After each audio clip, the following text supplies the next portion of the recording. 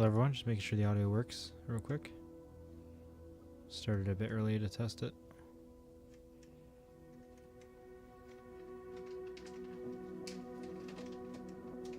Appreciate you waiting. Alright, there we go. I can hear myself. That is horrible. Alright. We're back. Appreciate if you tuned into the stream earlier for 40 minutes or so while we had problem after problem with this plane, but it seems to be working now. All I've done is I've loaded in and walked around the plane and it didn't freeze. And I went inside the cabin and made sure the FMS cursor worked, and it did work, because those are the two issues that we had last time. I completely uninstalled the plane, I switched over to the beta, installed it again. I cleared out the file that they tell you to clear out, so I did everything they told me to, so hopefully it works. Alright, let's zoom in. We got our flight from Anchorage to Edmonton all queued up here. We have everything back on live, multiplayer and everything, since we should have fixed the issue by now, so hopefully it works with this. I did try ending the flight just to see if that changes anything, and it doesn't crash anymore, which is great. So if this doesn't work, we can just turn off multiplayer and stuff and see if that works. Alright, let's try to load in. So like I said, we've already had about 40 minutes total where it wasn't working, so want to get started as soon as we can. Then about another 40 minutes where I had to mess around with it. Just gonna go delete the other video. There we go. Now that we're live again. Appreciate you guys joining back in. We're on live weather and live time, so I imagine it's gonna be quite cold. I'll let everything load in for a second. Okay. There we go, we got a 737 taxiing nice and quickly. Let's just look at this plane again, as if we're starting the stream from here. We didn't look at it in super great detail anyway. But yeah, obviously the other video's deleted, the other stream.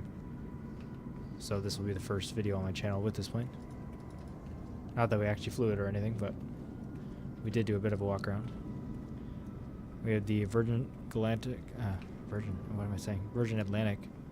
livery on the 1000 version. That's what we're using. You can even open up the engine bay, the engine cowls. Super, super crazy detail that iniBuilds has done. This stuff looks so good. Like they did not mess around with this. Look up in the wheel wells. I have turned my graphics down a bit as well, just so this plane can have a bit more power, my computer power.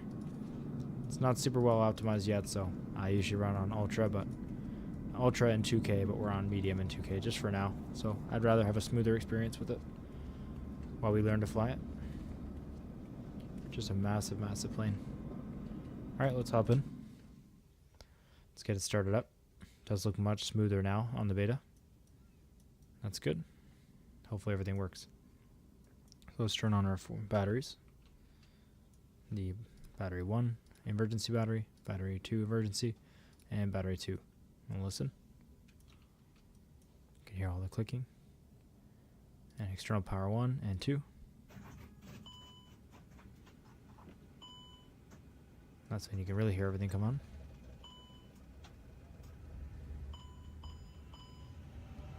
It sounds so good.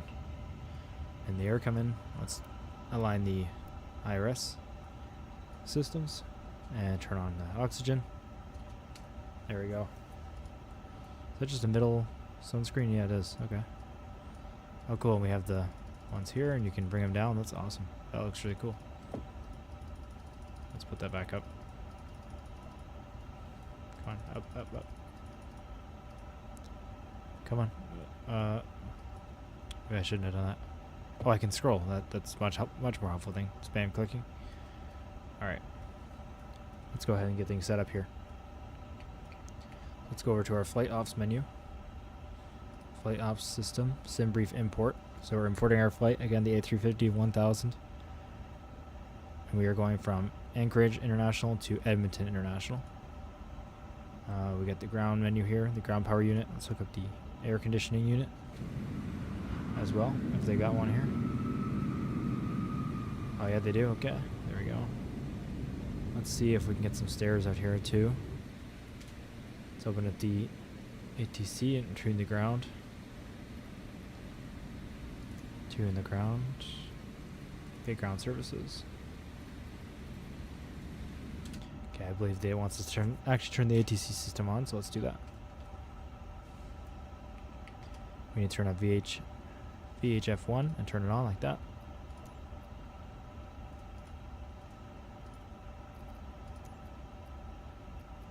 Is that gonna work? 1219. Ground services. No, okay. Just can't open the ground services menu there. Possibly we can get the stairs through here. Don't have GSX.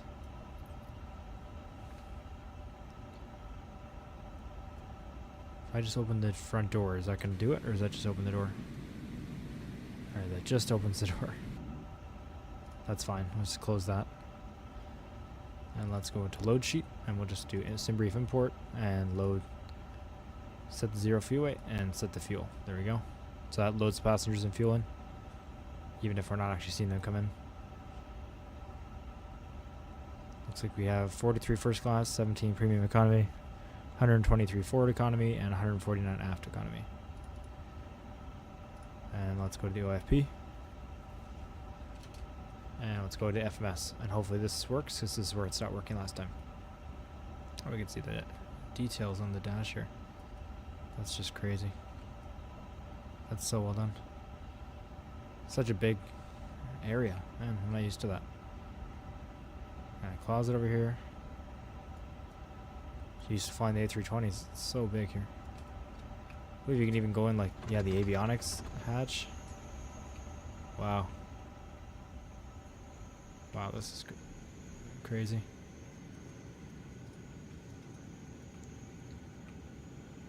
Yeah, you're not going to see detail like this on any other plane. Can you even go further back here? Oh, okay, there's the cargo hold. Actually, we only go in the cargo hold. That's unique. That's awesome. Let's go back in here. Let's get this ready to fly, so we can actually try it out. All right, the cursor is working now, so that's great news. And it's working. Perfect. Let's hope that lasts. So company flight plan request. Mentioned it the first time I tried to stream that I don't know everything about this plane. I obviously can fly like an A320. This is quite different. I watched a quick video to kind of to see where things are placed and what the screens look like. But I'm not an expert, and I probably should have watched it more than once. But I kind of want to learn on the go. Oh, cool. Sorry, I'm getting distracted already. We got a full keyboard. That's awesome. Yeah, I want to kind of learn it with you guys, so that's why I didn't do that. But I do have a general idea. So we got the company flight plan requested, and it's inserted. Oh, the IRS is already working on being aligned, so let's go to departure first. And let's go to... we'll select the runway, so let's look at the... let's pull it up on our tablet so we can have it right with us for EFB. And we will view the flight plan. So we're runway 7 left. And there we go. Any SID? No. Let's put that in the temporary flight plan and then click our destination. And we are landing runway 12. Runway 12 with the ILS approach via, is there any via? The T-tag 2. Why do I not see that there? Is that a different approach?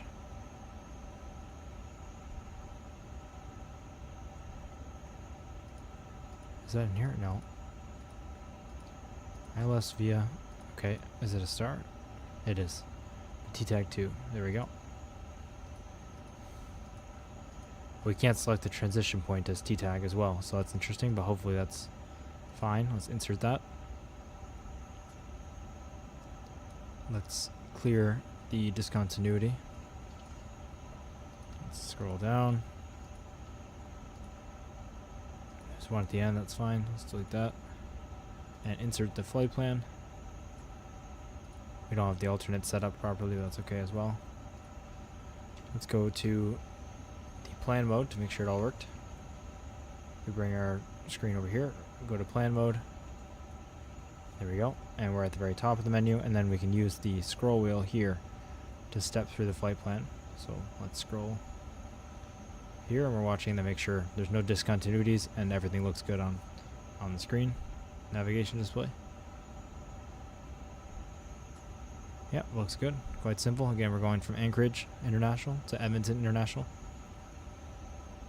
Looking good. So we'll bring this over back to ARC. And then, sorry, I'm actually going to bring it to nav mode for now. And instead of keeping it on 10, I'm going to go to zoom, which will be the airport chart. It's not available on Navigraph. That might be just because the IRS is not aligned yet, but I'm going to make sure that the account is on here. It should be. Flight ops options. Let's see. Navigraph. Charts type is on. Simulation. And third party.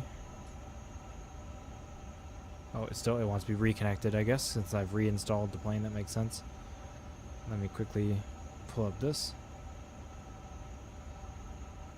Sorry about that. I'm going to approve that and allow. There we go, it's linked. Hopefully that doesn't have to restart everything. So updating nav data will clear FMS and looking perform without engines running. Okay. Doesn't require a sim restart though. That's good.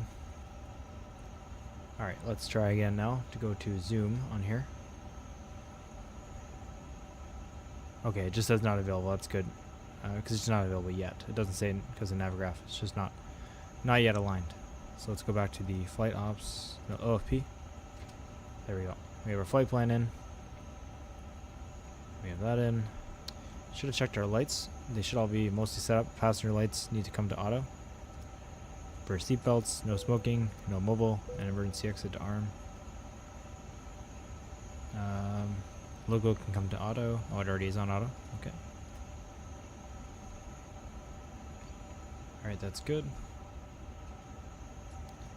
And make sure that things were loaded in.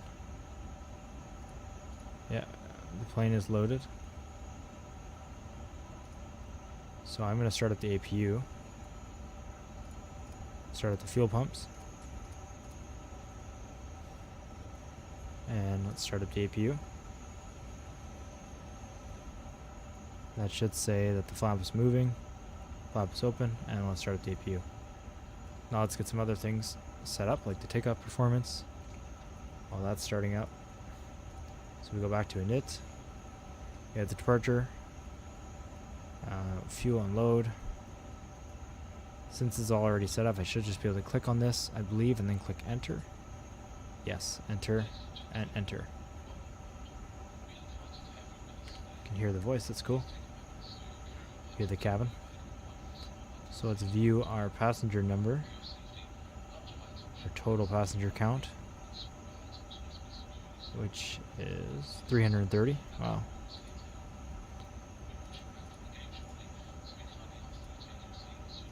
$330. Okay, IRS is still aligning. APU is working on being available there. Go back to init. Let's go to takeoff performance. And then let's head over to our EFB on this side. Takeoff performance. And we'll sync FMS to get the flight plan information and sync the weather. There we go. We're going to do a flex takeoff. And let's compute the numbers. And send that to FMS. So send it back over. And then if we come back over here, here they are, the numbers are here, and I just had to press confirm. And that should insert them into the plane. And our IRS have just aligned as well. I love the vertical navigation the A350 has. It's so cool looking. The confirm didn't work. There we go. Confirm. And that looks good. Our APU is available as well. So let's turn the APU bleed on.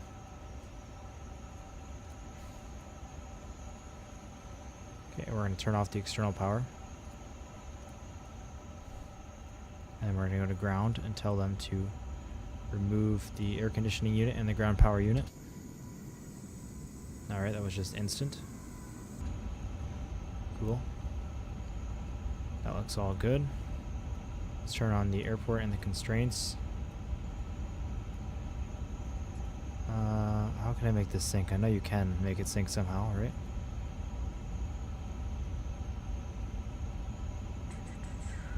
Maybe not. That's fine, we'll just turn our airport over here. And let's get the ATIS information, which I believe you can do on here. No, we want to go to ATC menu. Where is that? ATC com. Let's close this. D ATIS. There's a lot I'm doing here, I know. And then we want to do auto update all, I believe. Or send request. Maybe it's just taking some time. Let's give it a second.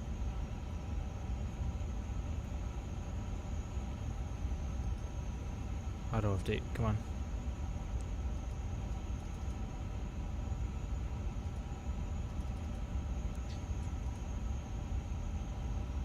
Okay, I don't know how to get the ATIS here then, because that's not working. Let's just pull it up like this. Okay.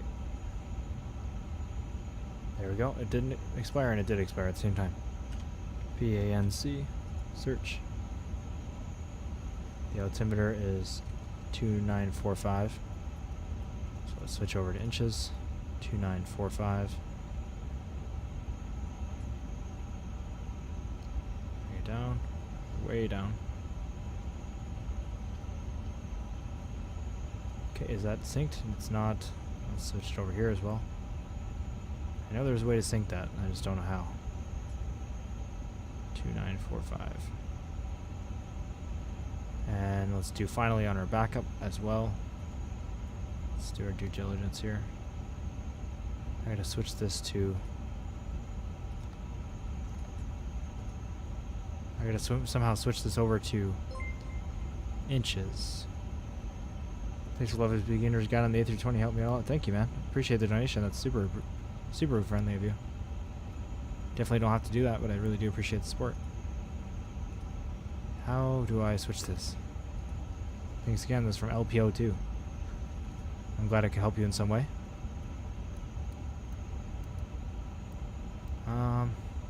Menu. Some more complicated backup thing than I usually see. Let's go ahead and just do the cheat way and skip to that. So it's 0997. And okay, come on. Sorry, I keep scrolling the wheel and it's zooming me in and out. 0997. And we'll switch back there. Alright. So that's set. Believe all this looks good. I'm not sure what the ASU is.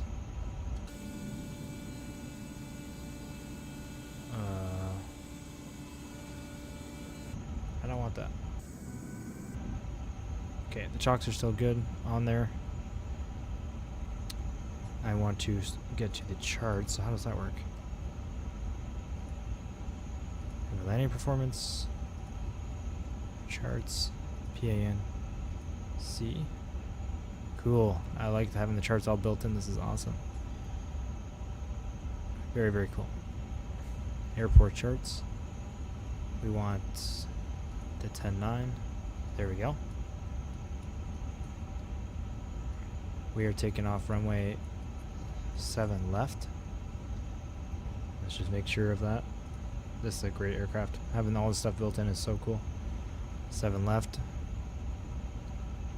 Okay, it's heading 074. Let's not have the keyboard, please. So I'm going to set this for 074. Even though we'll go to manage heading like almost right away. Okay, let's talk to ATC. Let's tune clearance.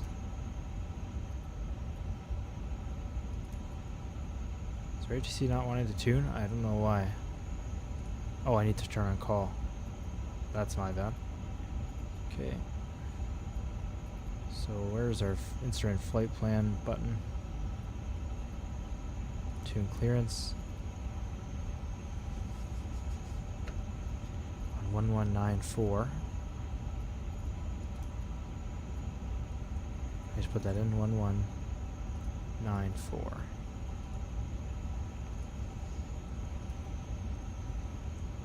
Okay, there we go. Let's request our clearance. And let's make sure the sound is on. Yes, it's turned off. That's why we can't hear him. There we go. 727 ready to copy IFR clearance to Edmonton. Appreciate you all joining, by the way. If you were here for the earlier one, we seem to have fixed the problems, so hopefully this works. We've gotten way further. Everything seems to be working. Runway 7L maintain 2,700 feet. Okay, 2,700 feet to start. Whoa. 7 squawk 0427. Let's read that back. Squawk 0427. So I believe to get to that, we need to go here. Serve. Switch this to auto. 7 November 89727. 727 readback is correct.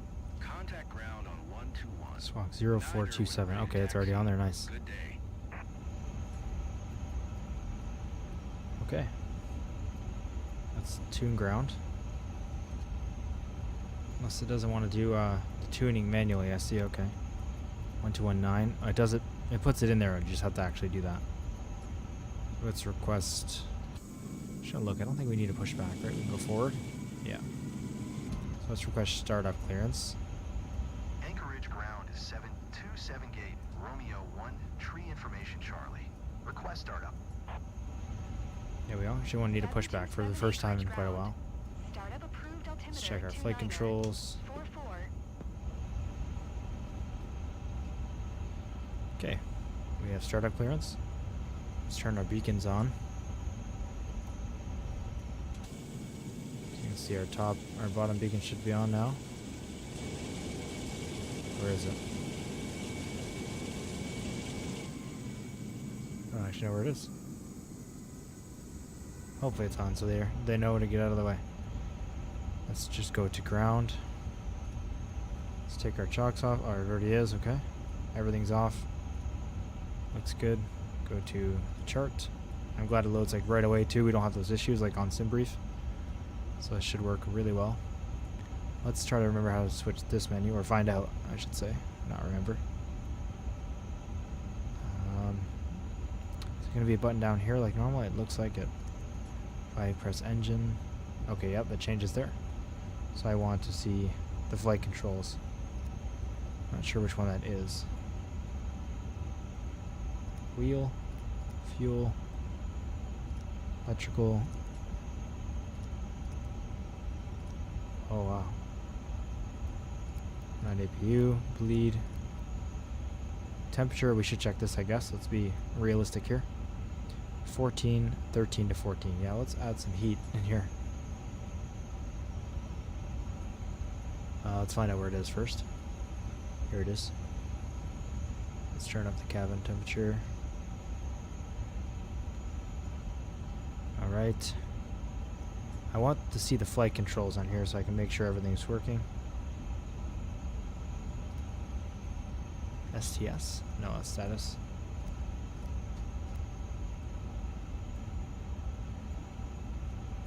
Door. I wonder if like the door is coming out because the door is open. I don't think so.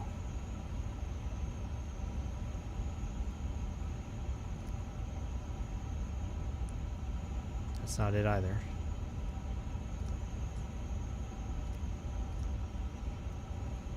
Does anyone know how to get that where you can see like your ailerons and everything moving and your rudder? I want to make sure my flight controls are working.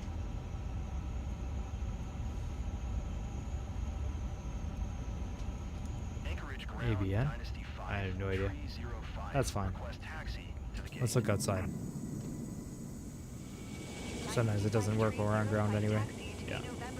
Doesn't look like it visually is working, but these are working, so we know it'll be fine. Alright. We have startup clearance, so let's go ahead and do that. And we'll try to listen to it. I'll try to be quiet here. Let's get out for the first one. Okay. Did I do everything I need to? EP bleeds on, all the fuel pumps are on. I did.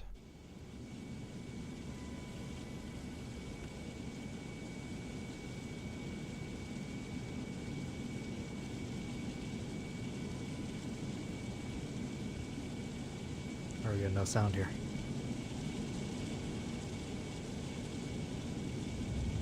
There we are.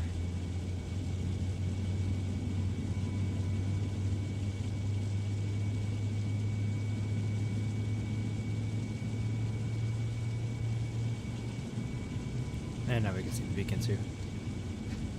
Warning people not to do what we're doing.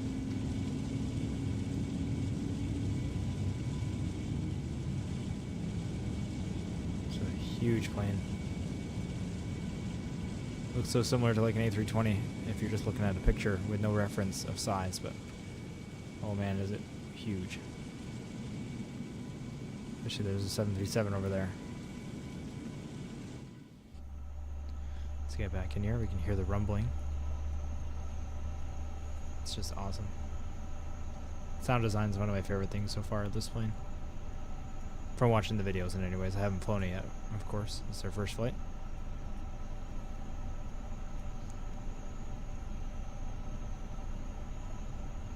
So we have the N1% at the bottom and the thrust percent at the top. Okay. We having fuel problems. Engines available. All the fuel pumps are on. Let's start the other engine. Engine 2.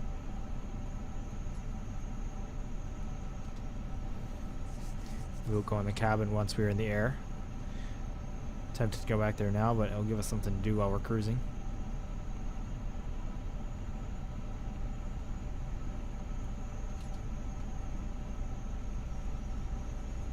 This cockpit's just so big.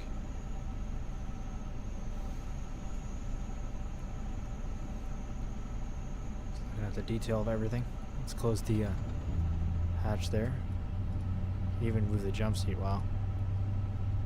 You can hear the engine coming to life. Yeah, we'll save that. It's exciting. What do we got here? Reading lights, console lights. Can hear the other engine. On the keyboard. Oh my gosh, you can even open the oxygen masks and turn them on. Wow. That's just crazy detail. Alright, do we have our engines available? We do. Let's see. Just gonna check my checklist. I have an A320 checklist, but it's roughly gonna help me. We have the startup. We can of course turn the APU off now. Engines are both available. So let's do the APU shut off and the APU bleed off.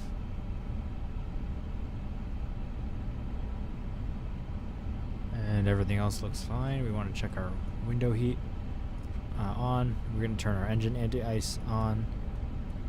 Actually, let me check the temperature here on our WX here, PANC. I believe it's going to be temperatures required for it. Yeah, 3 degrees and -2 dew points. So we'll keep our anti-ice on and our wing anti-ice on as well. Actually, let's not do that. All right, let's go to taxi. And you hear those engines now. Now they're expecting us to push back, so those ground things aren't going to move out of the way. But we're not going to, and we'll just go through them, so that's fine. Let's get our taxi clearance. November 89727 with Charlie ready to taxi. IFR. Look at our charts right here. We don't have to pull it up, which is great. November 89727 taxi 2. And hold short of runway 7L via taxiway Golf. 1 Mike Golf 1 Lima cross runway. Tree So Kilo Golf Hotel. 1. Contact tower on 118. Mike. Tree when ready. Acknowledge. Sometimes the ATC instructions are often they're really horrible, so we'll just see if this is correct. Hope to be on VATSIM again pretty soon, so we don't have to worry about it. Alright, so they want us to take, let's go all the way down, Golf 1, Mike, Golf 1 again. So Golf 1, Mike. I assume they just mean onto here. And then Lima. Oh, I see. Golf 1, Mike, Golf 1. Down to Lima. Cross runway 33. Where is 33? Oh, this is 33.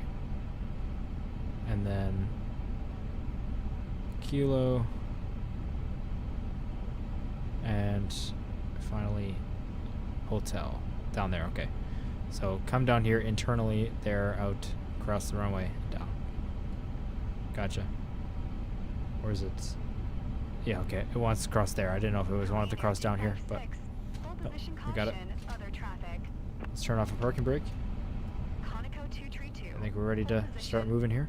Okay, throttles work. Let's turn on some of our, do some of our takeoff stuff here.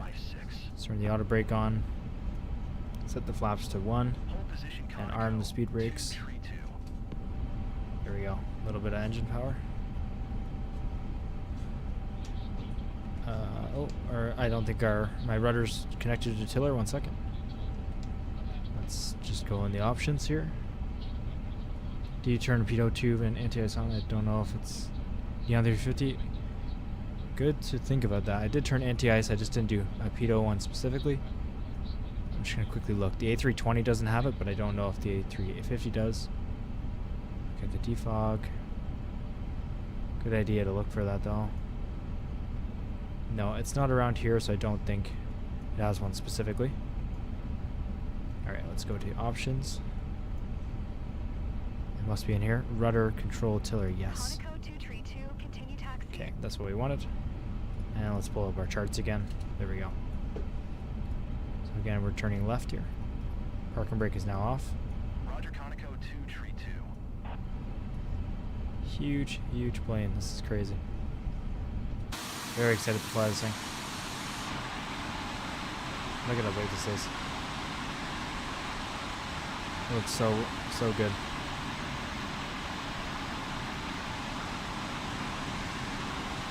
A bit of traffic on the runway there. I'm not using the yoke today. I'm using the joystick. Of course, since we have a joystick in the plane. Let's stop here for a second and see if ATC is going to tell me to do anything, or them to do anything. I don't think so. Alright, we're going to proceed through. Excuse me.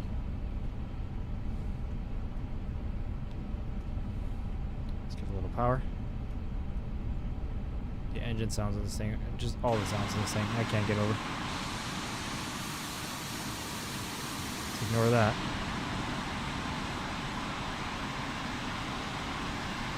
Wow, I was thinking that's the smaller plane. It's a 777. Just shows how big this thing is.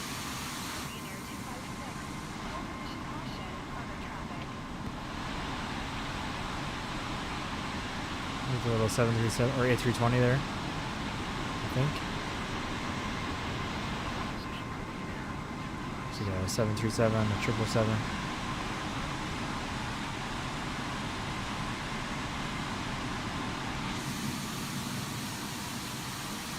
Thing is just insanely huge. Alright, let's go back inside here.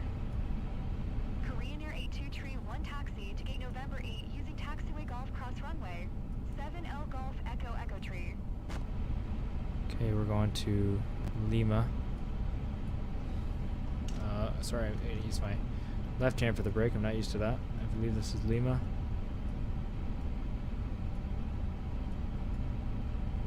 Yep. Is this an online session or single player? Online session. Can't collide with other people, but I believe that's a real person, which is why they're kind of in the way. And just stop there. It also shows AI traffic that are connected to real world flights. So any AI you see moving around are where real planes are. But some of them could also be players. I don't have the name tags turned on. So maybe I should do that. Yeah, let's do that so we can see who is who. I think it's an online. So yeah, we're on real-time online. Or maybe it's in flight interface. I don't remember. Let's go ahead and turn off the landmark markers and everything here. Where is that? We're seeing graphics.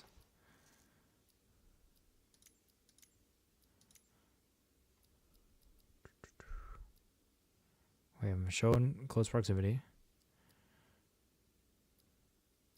I'm going to turn that off in case we get really close again and it, to move people out of the way. Then we don't have to go through people like that. I can never remember where this is, but that's okay. I'll find it. Not camera. Not there. Flight interface. There we go. Show traffic nameplates. So yeah, these are all real flights then, with the flight codes like that. So AI implementing it, and you'll see real names for players. We're crossing runway 33 up ahead, which we still have clearance to do. They haven't told us anything else. Anchorage ground FedEx 1 for requesting the end of pushback. Let's just look left and right too. Looks good. We are cleared to cross.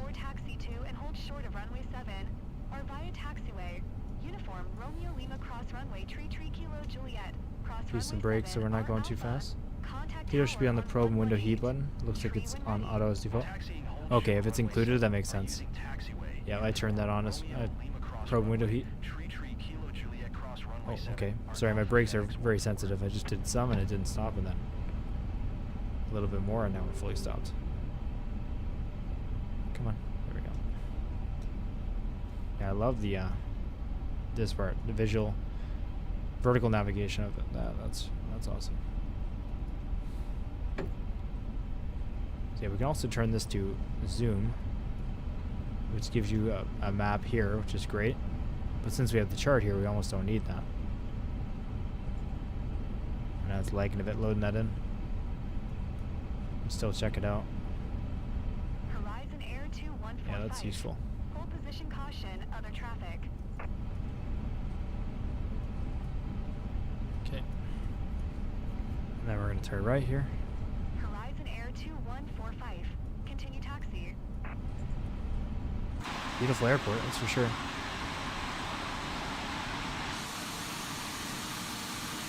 Horizon Air 2145. Need more power. Still, I gotta get used to how much power this thing needs to taxi without going too quick. Anchorage ground, giant It's a heavy plane, that's for sure. We're going a bit uphill as well. Giant 8530 taxi to gate November for via taxiway Golf cross runway 7 There we L go. Golf Echo Echo Tree.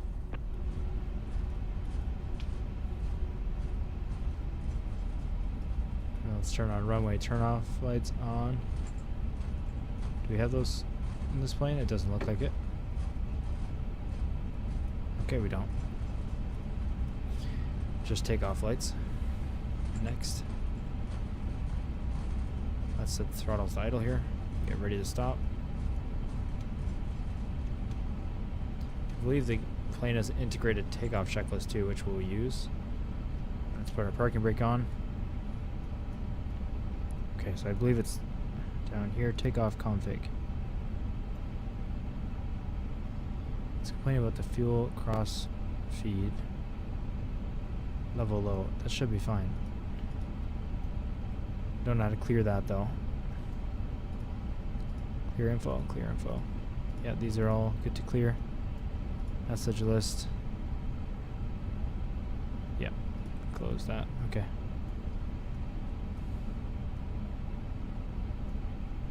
Takeoff config. Is that you're gonna bring me to the checklist? I guess not, or if it's just worried about this. Fuel crossfeed on. Let's try pressing enter. Or enter on this side.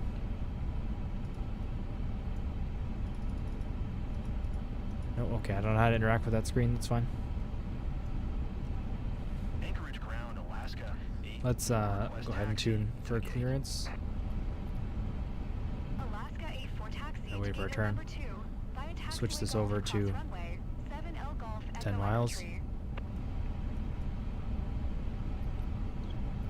Tune tower. Let's make sure our TCAS is on TARA. There we go.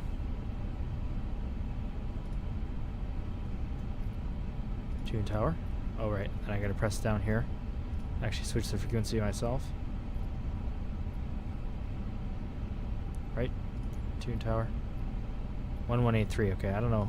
This is like weirdly half automatic. 118.3.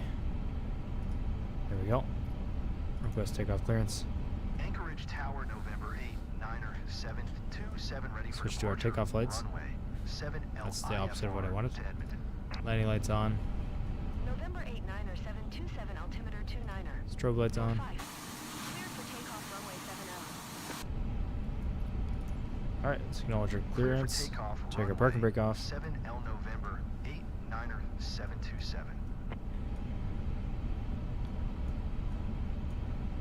Our V speeds are all in, right? Yep. Okay, let's just make sure our auto brake is on. Spoilers are on, flaps are 1. Auto heat is on. Flight controls are working. Okay, looks like checklist is complete.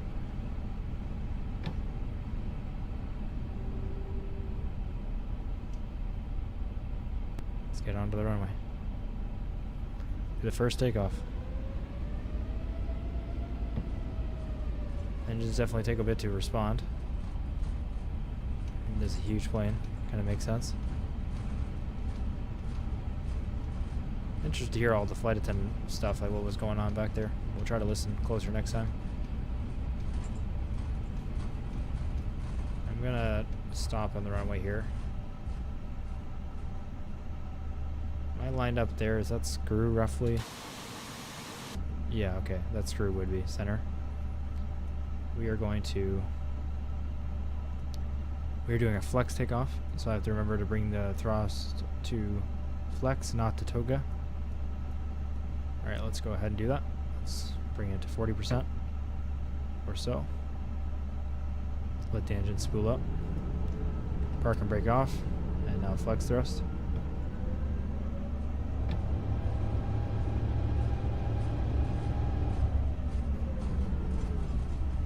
Okay. What just happened? Engine just shut down. Something happened with fuel. ACR 65 turn next taxiway. That's not good.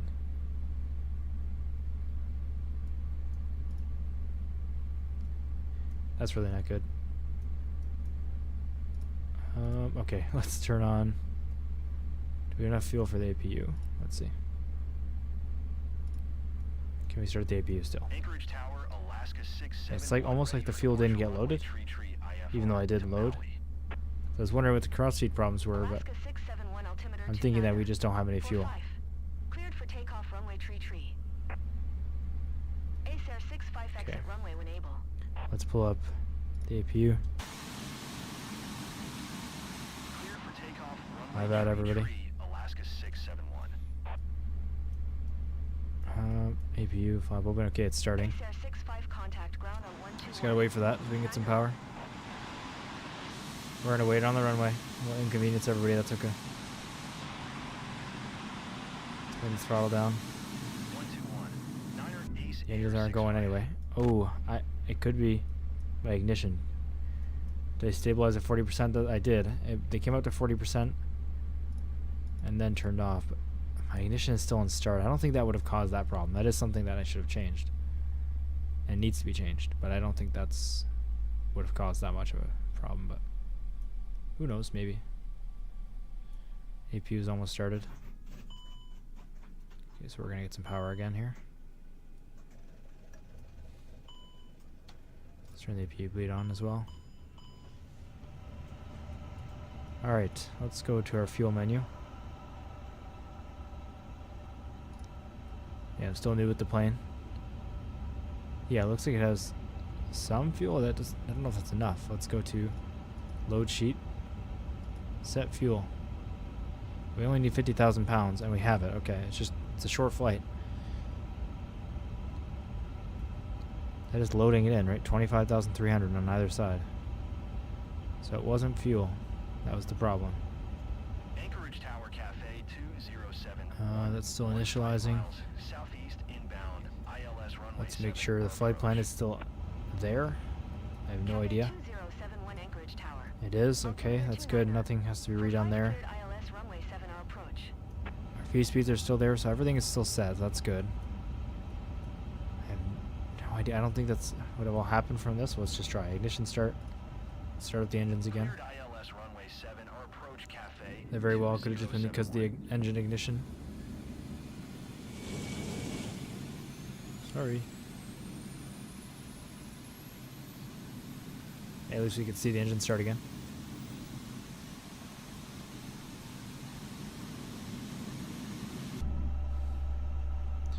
Make sure to pay attention to any issues that come up.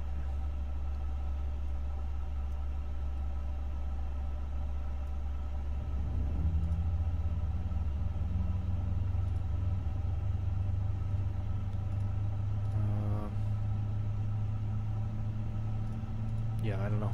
Alright. Hello again, Jacob. We did get the plane started this time, no game problems, but now we went to take off and immediately on throttling up, the engine shut down. So now I got plane problems. My fault for sure. I just gotta figure this out here. Okay, it's available. Let's get engine 2 going. We'll make sure to change the ignition. In fact, that might have been it.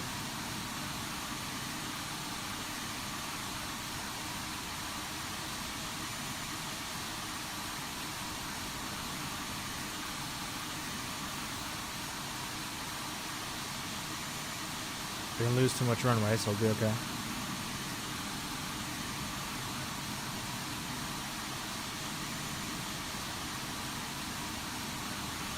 Fuel supply, that's what I thought, but we have fuel for sure this time. I think we had it though. When I checked, it looked like it was loaded.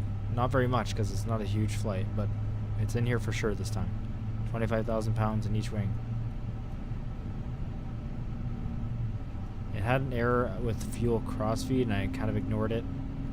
That's because a lot of the A320 has a similar error. That's just a bug. Now I shouldn't have assumed the A350 made by a different company and much more detailed it would be a bug, but I kind of did. So let's just see what's ready here. Both engines are available. Let's go ahead and set the engine start to normal, which is one thing we forgot. Let's go ahead and turn the APU off and the APU bleed off. Let that stabilize. Let's do a quick check of everything. Fuel pumps are all good. Engine supplies on. No lights to extinguish. Everything's aligned. Speed brakes are armed. Flaps are set to 1. Auto brake is still on. Let's go ahead and go to the chart. And let's see. We need our departure. Do we have a departure that we're doing? My bad. View. We are not. Okay. So it's all right. We're not having that fuel error again, so we're gonna assume that it's fine. We still have our takeoff clearance. Let's go ahead and try that again. Let's reset the view. Throttle up to 40%. Spooled up. All right, flex thrust.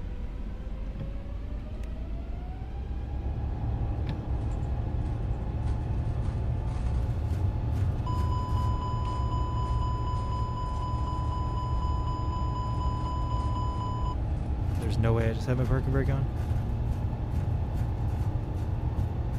Don't worry about that. So it's more promising. Man, those engines sound insane. That's awesome.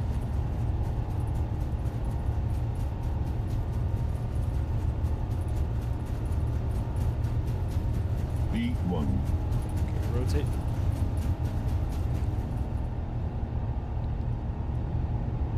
Positive rate. Let's put the gear up. Listen to this.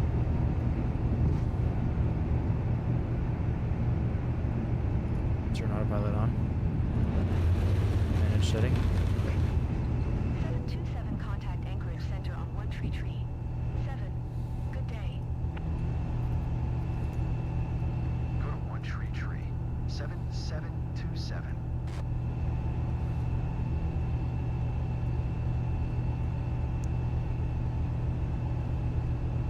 And that gear up sound is crazy cool.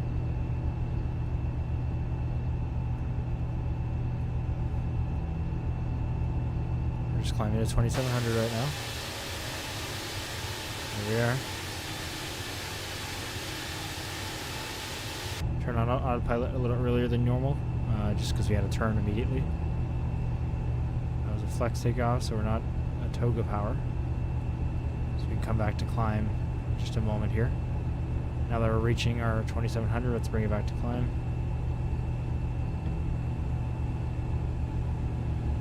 We're in the climb detent. And let's set our flaps to 0.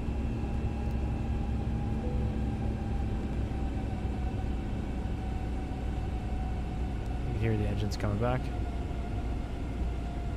Just make sure we tune center. Should have done that a second ago. Anchorage Center, November 8, We're going to have to get our new altitude pretty soon here. 700 feet. November 8, We're going to be doing it ourselves because they don't always do what they need to do. Radar contact continue. 727 climb and maintain 4,500 feet. 4,500. Climb and maintain 4,500 feet. 727. Hopefully get a higher altitude soon. 727 climb and maintain 7,400 feet. Okay, there we go. 7,400. Climb and maintain Man, those engines sound awesome. 7,400 feet. 727.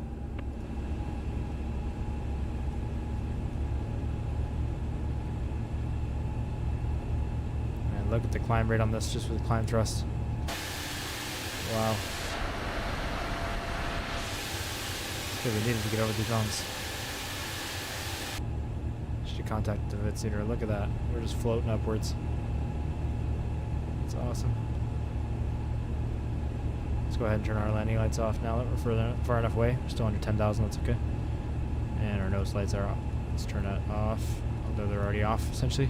They don't matter because the nose wheel's up.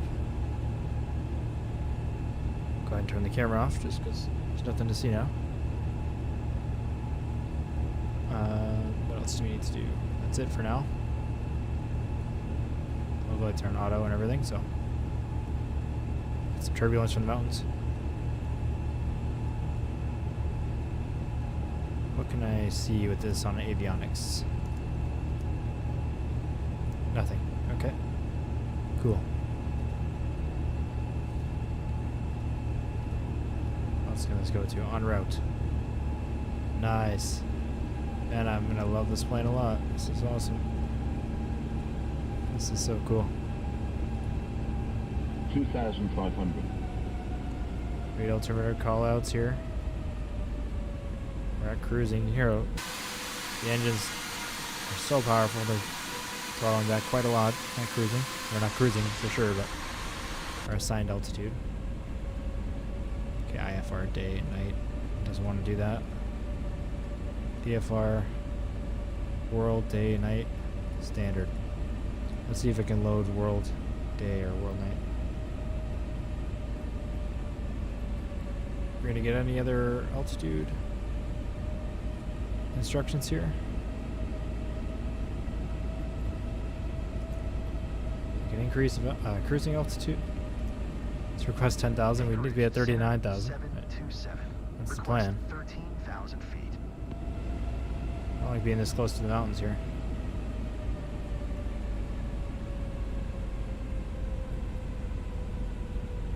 And they're not responding.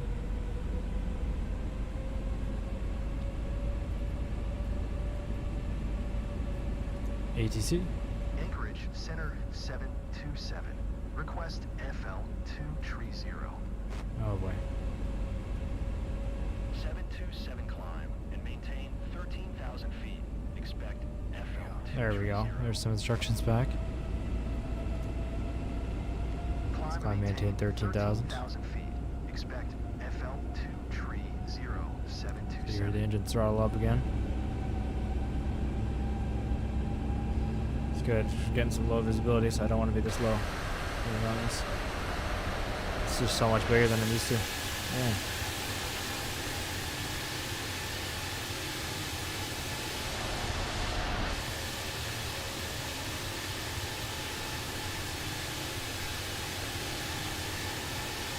See the turbulence of this thing rocking around.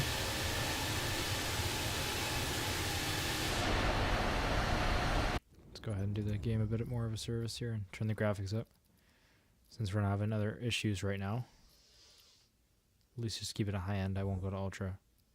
Just for this plane. I'll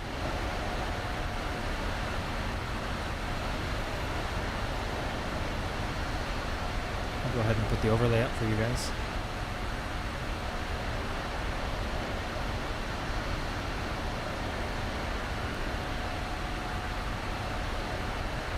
Oh, it's information's not on there. 1 second.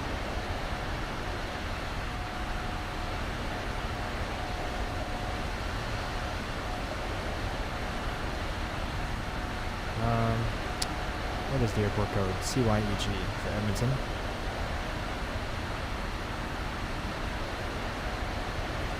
There we go. You got your progress bar from Anchorage to Edmonton. Let's see our altitude. Is at 10,600. Once we get to 13,000, we'll set our cruising altitude to 23. We shouldn't have to be asking for all the steps. That's base game AI ATC for you. 727 Should go to and maintain VATSIM soon. FL230. There we go, 230. Climb and maintain FL2 tree 0727. I don't know why I'm doing this in 100 increments. That's my bad. 230, there we go.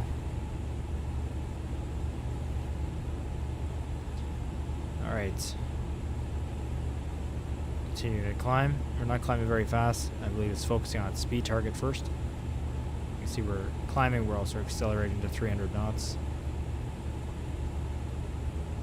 Thrust is on the climb detent, that's right.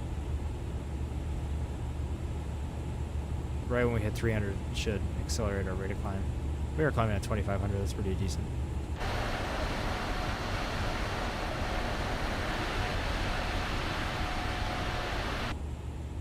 Alright, now we're climbing for a bit. Let's go check out the back, the cabin. Sorry, I don't know why this changed here. Okay, we can't have anything but standard right now. Let's restart our view. This is the exciting part. So let's stand up. Should be about this height. Very, very excited to see all this. Alright. I'll have to pay attention a little bit still. Look like I can see the altitude on the overlay. Anything we can open here? What is this? Is it a crew bathroom or what? It is, okay. It's got an open hand symbol, but... Okay, that's... the fly. Wow, that's detailed. Cool. You can actually flush the toilet ever. Did not expect that. Nice, okay. We got the galley. A curtain coming over here. There's a wide body plane, so we have two alleys, of course. It's cool that the livery continues inside. It's awesome. Everything Virgin Atlantic. Lots of curtains to mess with. And we even got it on the screens. That's awesome. And their color scheme. Can we open the bins or anything? Don't know if they did that because it can mess with performance a lot to have every bin openable. I don't think so. That's okay. Same with every like light and stuff. We got the first class seats. Those are nice. Just see if we can mess with any of the buttons. I don't think so. Again, that's fine. I'd rather performance over that. Let's peek out the window at one of the engines here. Over the mountains. What a really cool view. This is awesome. So far, I'm loving this plane. Now that actually works. Okay, we're at the doors in the middle here. Another flight attendant station. More curtains. Then we got the premium economy, which is then separated from the forward regular economy. Lots and lots of seats. This is huge. We're still going back. I can't fathom that. How big this plane is. And then we got another curtain.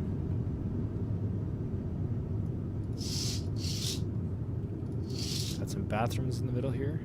All for just even more seating. That's just crazy how many people can fit on this plane. Still got our lighting on, but we're not at 18,000. Well, we are now, of course. We could turn our lighting off, but we'll do that once we get back out to the front. People can stay seated for now. Hopefully we actually load the passengers in properly next time so we can see them. More bathrooms in the back. Another big kitchen here. Really big.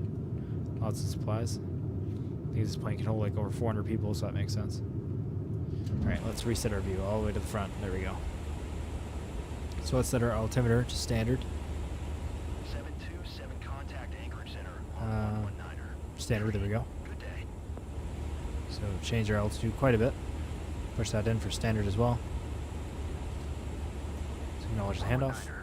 Tree for 727. And let's tune Anchorage Center. Anchorage Center November 8. Yeah, let's make sure our passenger lights are all on auto, so I don't know if they're on or not. Make sure the seatbelt signs are off. November 8, 9er 727 Anchorage Center radar.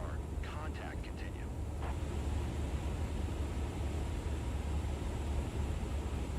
Where are we right now?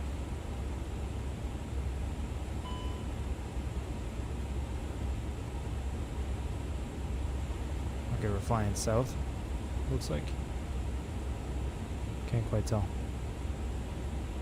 Yeah, we are. Okay, that makes sense. Let's switch this out from 10. That should definitely not be on 10 anymore. Switch it to what can hold the whole flight, 640. Oh wow, it's a long flight, alright. A 32-year-old, I for the first time in my life have a flight booked on a double aisle plane in June. Probably is an A350. Awesome, man. I have not been on a double aisle wide body either. Hopefully it's an A350, that'd be pretty cool. Otherwise it's probably a 777, which those are cool as well. But yeah, these, I just can't fathom the scale of this. As you can see, like 4 seating sections, like 3 different flight attendant stations, and just how wide the cockpit is here. You have so much extra room. All the storage on the side, a jump seat, another jump seat, get a whole cabinet. If you didn't see earlier, we'll just take a peek down here. Let's close this door, close the jump seat. But they've even modeled the avionics compartment. So you see all the computers down here. It's just insane detail, and you can pop through the door to the cargo bay as well. So that's just unreal. And you can move around all of this part of the plane. Probably shouldn't do that in flight, that's fine. Definitely a longer flight than I thought for the first one. It's going to give us some time to prepare, which is probably a good thing. I have a pic saved of all the A380 routes, so I'd release... I'd take one A380 at some point. Yeah, you should, especially because a lot of them are seeming to be out of service soon, or might be at least. I know a lot of them are owned by British Airways, 11 or 12 of them, and they are all like having issues because they were kept out in the rain for a long time. It's cool getting off a plane this size at a small airport, taking the stairs down and seeing the size of the plane from the outside up close. Yeah, that would be for sure. Like any wide body plane, like a 2-aisle like this is just, I can't imagine. I haven't seen one in real life, like up close. I haven't taken one. took an A320, which is much smaller. When you see pictures like outside, it looks all the same size, but they're just huge.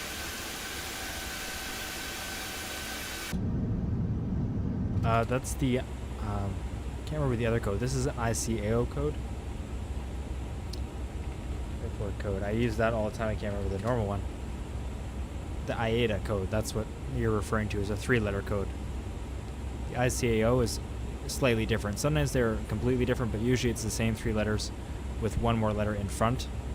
And that kind of, the C, for example, any airport in the same, like, I believe it's longitude or all C's, like Toronto is C. Yeah, longitude, not latitude. Vertically, essentially, vertical lines across the entire, or horizontal splits across the whole world.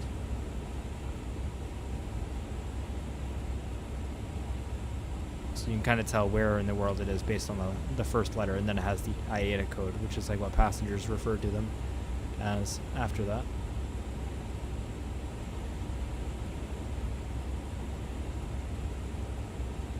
Yeah, definitely not using the right terminology for that, but it's roughly how it works. I can just show like C will be anywhere in like this area, I believe. Unless it also splits it up by horizontal distance as well, I'm not sure. You know, a lot of airports in Ontario are all C.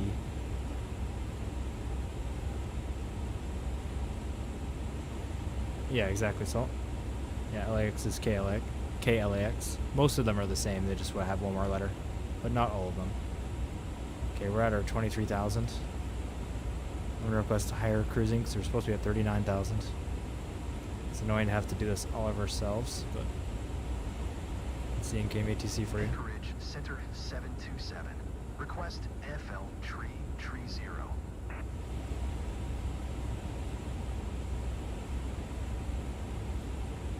Hello. I don't know what's going on here.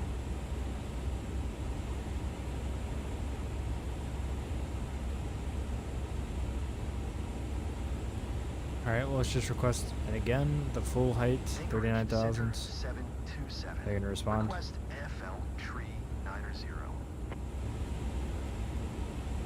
727 climb and maintain FL Tree 30. Expect FL Tree. Okay, they did it like last time, where they respond the second time. Let's go to thousands. Let's acknowledge. 330. Maintain FL Tree 30. Expect FL Tree 90.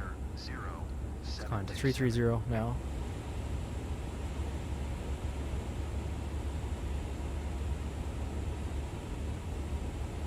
Alright, everything else is fine. We're on standard. Passenger lights are off. Other lights are off. Just want to make sure everything is set how it should be right now for cruising. I believe we're good. I don't know what that does. So many more buttons to learn here. Interior heaters, foot vent. Okay, so we're going to climb to 330 and then we're expecting 390. So hopefully when we get to 33,000, they'll just tell us to climb to 39,000 right after. Very long climb compared to normal just because of how... Oh, why are our speed brakes out? Let's disarm them. They're not pulled back, so what is going on here?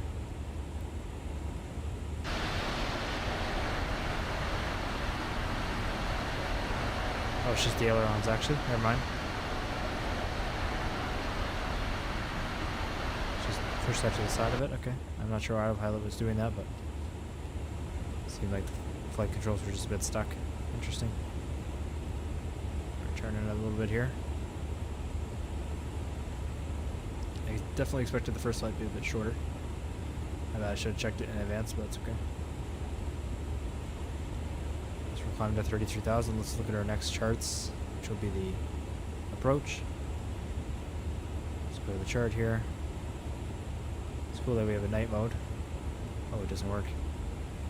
Oh, it does. Nice. Let's look at CYAG, Edmonton. Let's look at the approach charts. And what is the approach that we're doing? It is the T-Tag 2 for runway 12. I had a thing where my speed brakes were bound to a rotary switch that was not on this on your HOTAS. I think I had that as well, or maybe mine was the regular brakes actually. It seemed like this time it was actually the ailerons, so I just tapped the joystick a little bit, and it kind of reset it. I think it was like stuck on or something. Figured it out the day after. Yeah, my brake issue I had took me a long time. Alright, T-Tag 2 for runway 1220. This is the one. Let's pin it. I don't know where the pins are. Okay, you just click the pin. That makes sense. It's our T-Tag 2. Reset the view, okay. T-Tag 2 arrival for runway 12. That's exactly right. So we're going to come into T-Tag. Come down here. Maybe above 5,000, so we have some terrain. Interesting. The first thing we need to worry about is being at set boot by 19,000 at set boot. Which, yeah, we can't even see that on the longest range. We got a long flight here. Might do some sim rate speeding up with this plane, if it can handle it. I'm not sure if it can.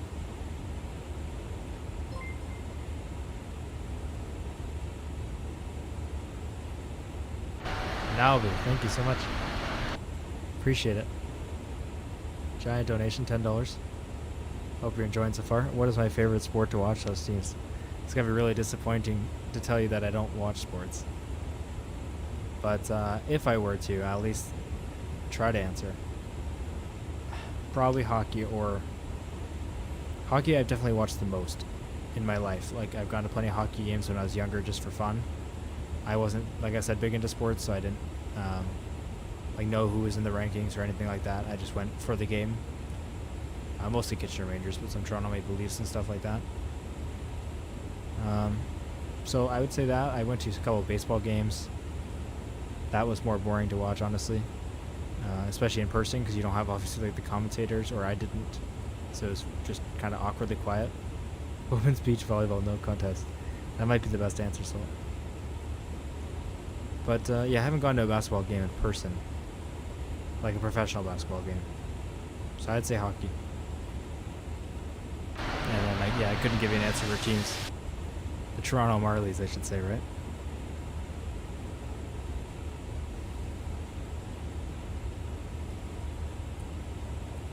Alright, how far are we from... What's the actual distance to T-Tag? Or not T-Tag. Or I guess that we could look at that, but set boot is when we actually have to be down. Flight plan. 727 climb. Okay, so we actually have a time estimate here. That's nice. Okay, we can climb. Let's acknowledge instruction. 390. There we go. We're going all the way up. Handball are you used to? Yeah, I don't know what handball is. Let's see. Is that just like football? A handball. A European handball.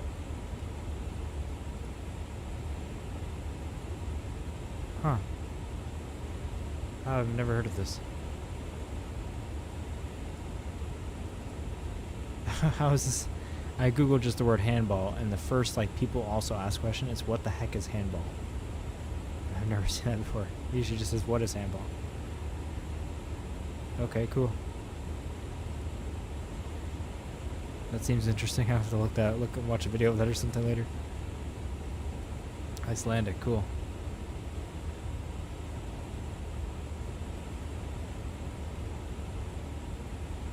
I imagine, yeah, you have a lot of wide body flights in your life then, getting out of there.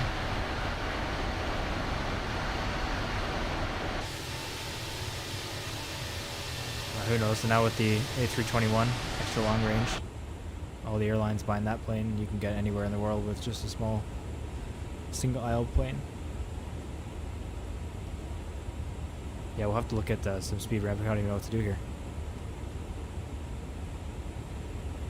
is like a 2-hour flight, I think. Misjudged that, but it's okay. It's not our tour of the world series, which if you don't know, that's where we're touring the entire world, as the name suggests, but not in a circle. We're going to every single destination, every landmark we can find. And in that series, we don't use any speed ramping or anything like that. It's all real time as part of the challenge. But we're not doing that now, so we can speed the time up. We'll wait till it gets to cruising though, which will take a little while, but kind of worried about not waiting. These planes can often glitch out if you're not steady cruising altitude.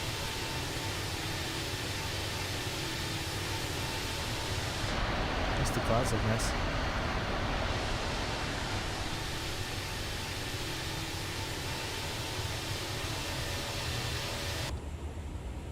Alright.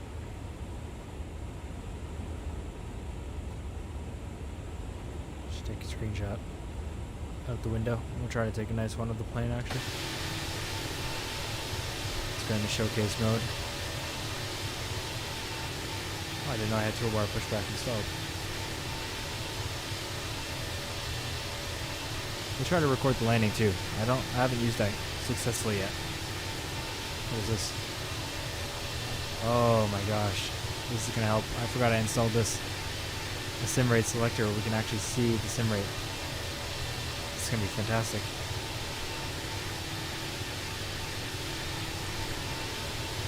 Let's go to camera. Showcase. Zoom in here.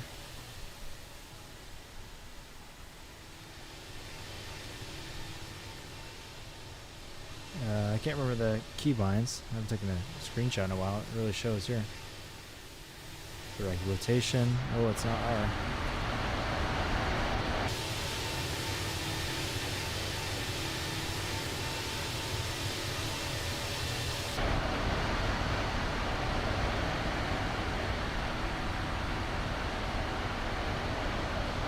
Oh no.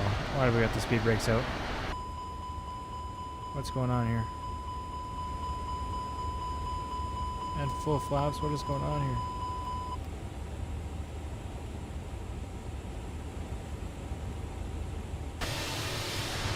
Luckily they didn't deploy. Autopilot's off now. Autopilot back on. What was going on? Okay, we're fine again. Some horrible keybind that I wasn't aware of, I guess.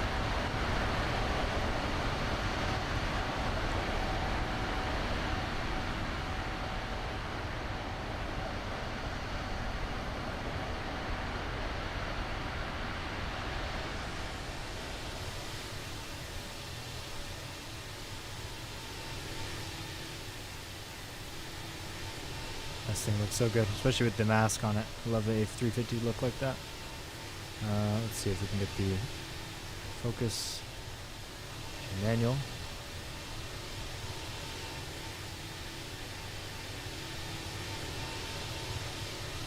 Okay, never mind.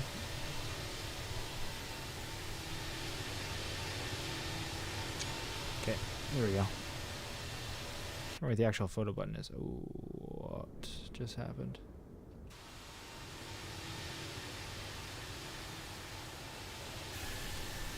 Uh-oh. What's going on? Don't press Shift B. I don't know what that does. Do a barrel roll. Pretty tempted to. I got the height. Oh, look at this. Where is this?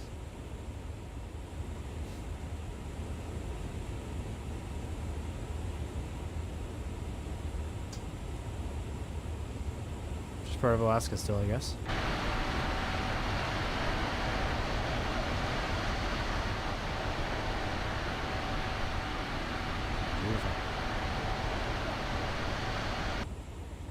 Where are we at in terms of altitude? We're almost there. I'll be right back.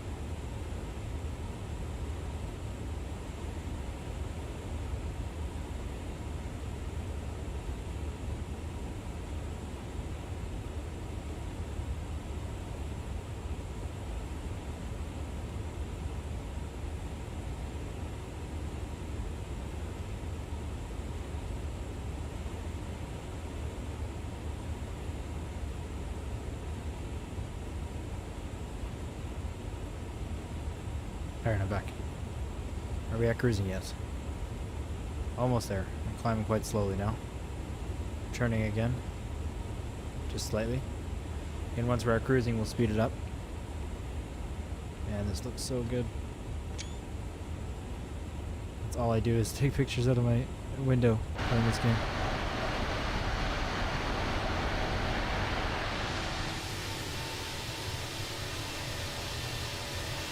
Really gonna get back into VADSIM again to make it more of a challenge, but just more realistic too, honestly. Get better instructions. Something to listen to while we're flying as well. Because obviously you've got to tune to the frequency you can hear around you, but sometimes I just tune to the closest active frequency as well, just to listen.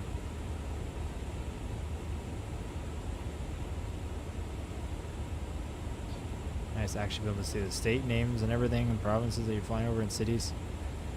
When you're on your Navigraph map, it doesn't have all those names in the lines, so, or not Navigraph, when you're on this map. Flight Planner.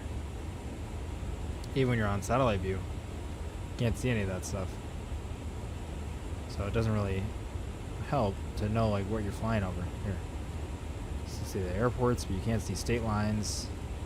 And trust me, I don't know all the state lines off by heart, so this is great to be able to see that. We're almost at 39,000. The engine should throttle back a little bit. FO Barrow reference to Captain and First Officer Barrow. Yes, that is true. That should be set to standard as well. There we go. All the barrels are set to standard.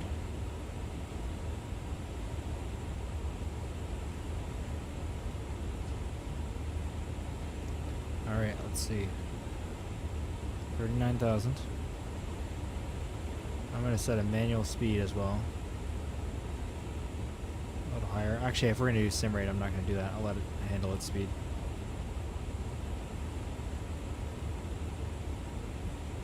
Come on. 100 feet.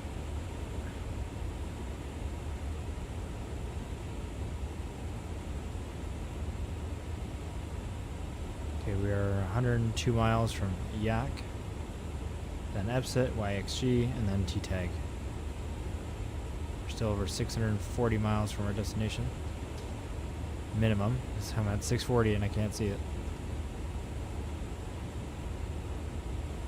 Is this a touchscreen? It is. But I don't think I can scroll or anything. No, not in that menu at least. Alright, we're at 39,000. There goes the thrust coming back a little bit. Perfect. 727 contact Anchorage Center on 119. Alright. 0. Of course, now we're getting our handoff here. 119er. 0 for 727. Let's tune and contact Anchorage Center. Let's actually not tune them because we're going to do sim rate here. Look at the detail of this plane, by the way.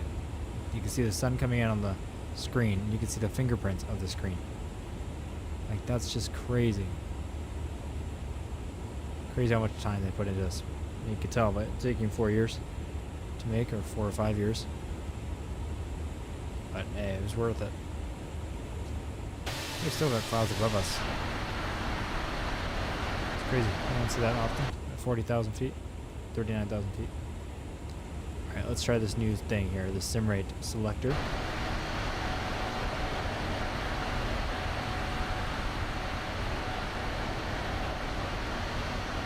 I don't like that. Why is it reset like that? Maybe this plane has its own controller, so let's close that for a second. I know it does have some kind of control. Let's see. Flight ops menu. Situations. Oh, this is cool. This is cool.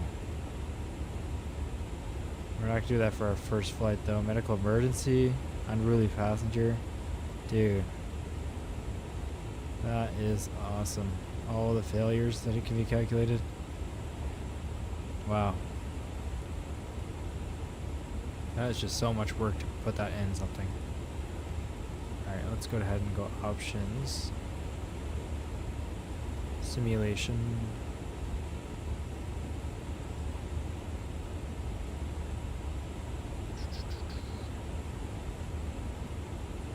compression, max compression up to 2 times, 4 times. Autopilot disconnects that occur during the time compression will pause. So that's helpful. Up to 4 times, what does that mean? It lets my sim rate go higher? This doesn't want to go. Oh, that also tells me my sim rate, that's great. Up to 4x. How do I actually change it on here, or can I not?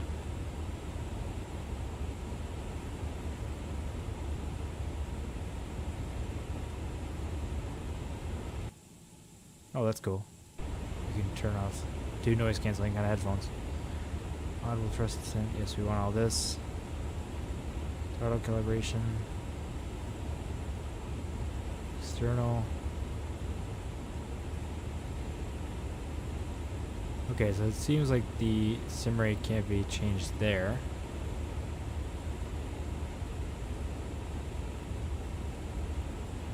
I'm not sure why this thing doesn't let me do it. Let me try to do my keybind to change it. No, that resets too. What's going on here? Reset before close. Hello, Henry. How are you? Limit rate.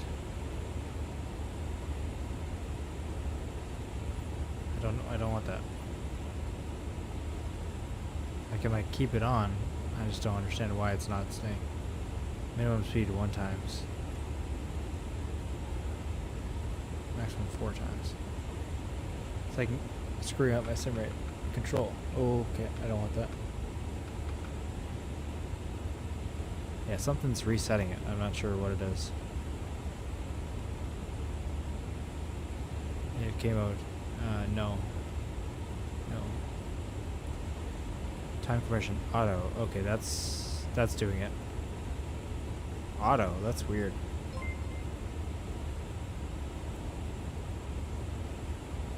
Henry resetting. So again, that's classic Henry. There we go. Okay, so it just does it automatically. That's interesting. During cruise phase. That's really cool that this plane even has that option. So we're now going 4 times the speed during the cruise. It's still going to take a while, of course, but any faster than that will probably glitch out really bad, so it's good that we're not going any faster. Let's bring this in a little bit. I hope the auto might do a lot of good things then, like slow it down for turns. We're going to find out in a second here. 33 miles. Let's see. Out of the top 24 highest caps handball national team, there are 4 Nordic countries. 4 to 7 in the 3 that are missing in Finland, the Faroe Islands, and Greenland. Okay, it definitely is all that area then. So it's just Finland that sucks at handball in the Nordic countries. If they make up for it in hockey, fair enough. Still not as good as Canada in hockey, I imagine, but I'm sure they're trying. Well, the Canadian team here, I'm doing well. I just subbed to the channel for the first time. Right, yeah, the first time. The first time today. Can't wait to see the future content so hyped. The way you fly these aircraft mechanisms are truly epic. Thank you, Henry. You're so kind. Let's see, this changes. Sim rate 4x. I like how it's on the top, no matter what screen you're on.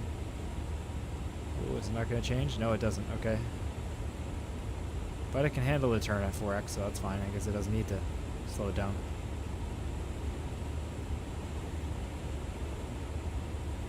Sure. Bring it to 640. There's YXJ. Let's see. T-tag has all the elevations here. We're at our cruising speed, so it has our constraints, so we can just set our altitude to the lowest altitude. What I mean by that is we look at our chart for the approach. ILS runway 12. I'll just make sure that's the runway we're going to.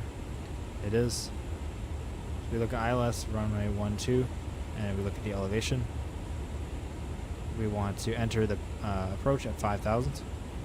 So we'll set our altitude here to 5,000, and it won't descend. It will automatically descend when it is time at the top of descent, or it should.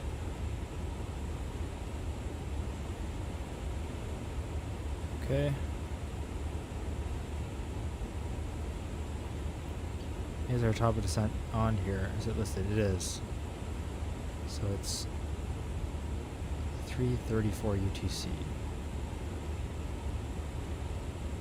What time is it UTC now? Doesn't say.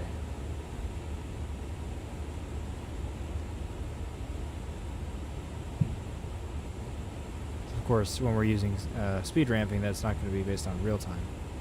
Oh, wait, I see it. It's here. It's 2:01. But this is actually going to real time, and this is going to keep recalculating with the time compression. So, never mind. That should take an hour and a half from now at the top of descent, and we're doing 4x.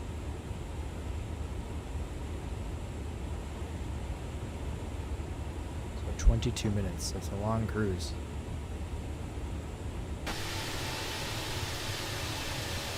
Big first flight, that's for sure. Still nothing for what this plane can truly do. Obviously, it can go much further. The wings were not full of fuel, and the center tank had no fuel in it.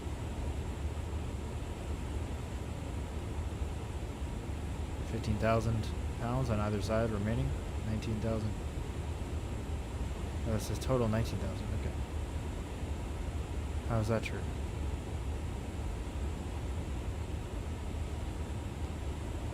Who knows?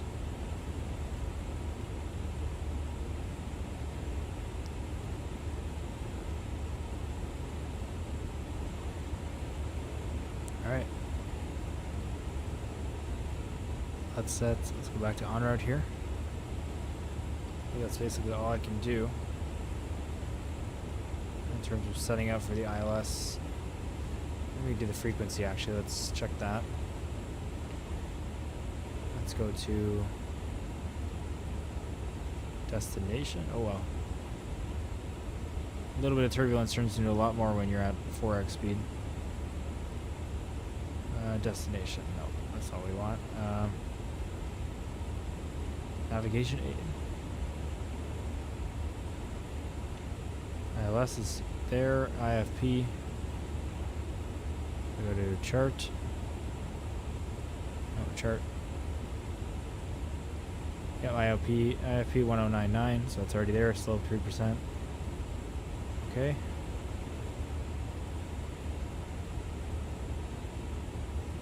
Alright, well that's all done for us. That's nice. Don't have to do anything.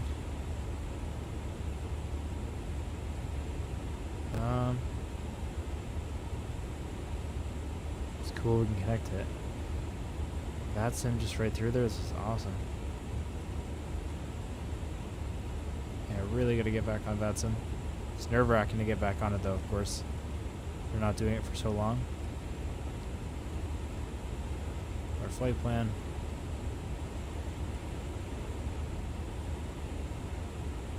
What else do we need? Okay. That's all set up then. Everything's set up. There's nothing for me to do. Just trying to make work.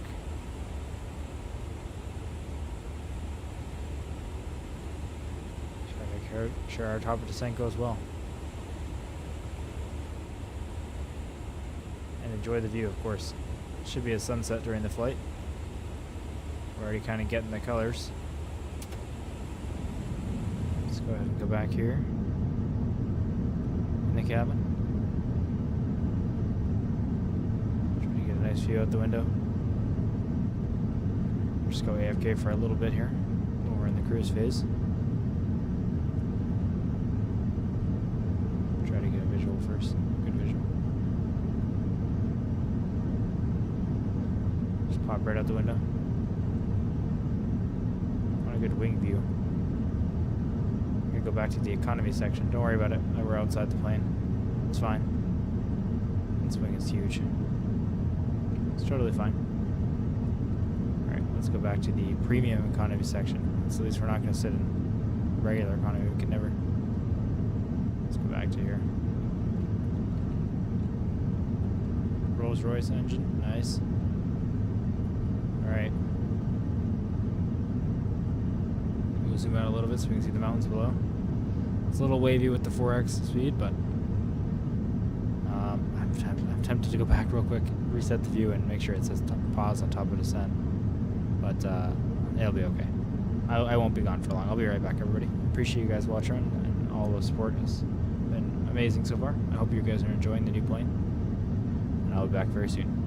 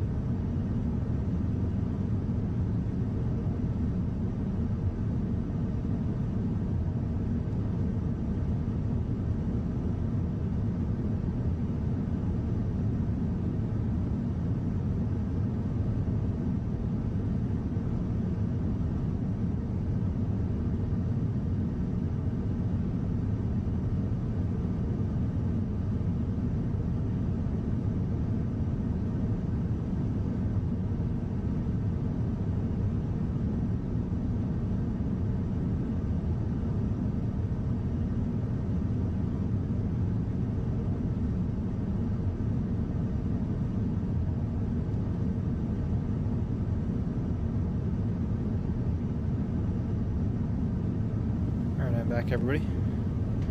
Troll's paying for this ad time, at least they should be. Yeah, let's get that out of there. And look at the view we have. This is crazy. Let's go ahead and see where's the top of the descent. We might be past it. That's not good. Let's just check the options real quick. Options, sim rate, off. Where's top of descent? Okay, we're not there yet. Good. Good. YXG is still... Oh, still. We're good. Phew, I was 145 miles away. And it's after that. Okay, I panicked. Let's turn that back to auto. Where is it again? Auto.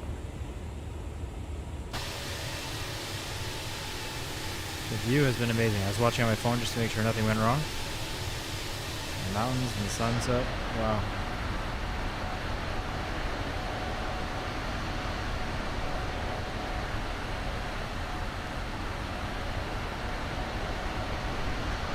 Stressing about this landing. We have a first time landing a A350. Even A330 didn't do too well with it just because it's so much bigger than what I was used to.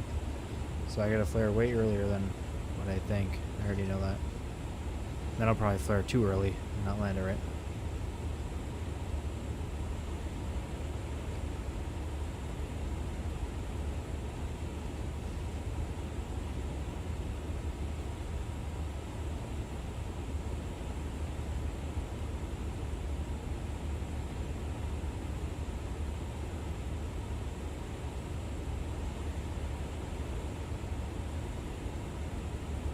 Alright, so we have 105 miles to YXJ. And then only... Is that distance from us or distance between? Okay, it's between 100 miles and then 62 miles to the top of descent. Then 267 miles. And that's when things get serious. Yeah, if top of descent is automatic and it works well, this is great. We have nothing to do really. Let's turn on the waypoint. Airport. Constraints. Some high clouds today.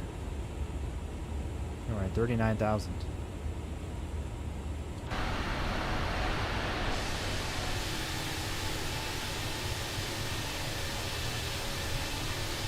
The curvature is really pronounced when you look at the clouds like that.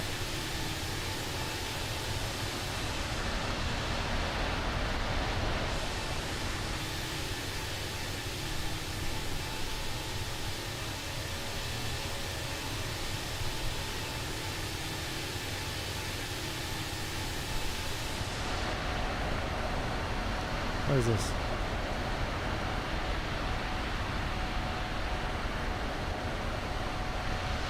It's like bleed air of some type. Interesting. Unload model parts to aid in improvement. Okay. Let's keep this on simulation so we can turn that off. 45 miles now. To YXJ.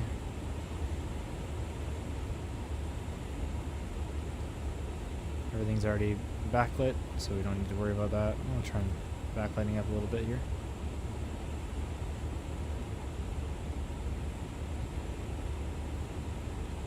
It's already maxed.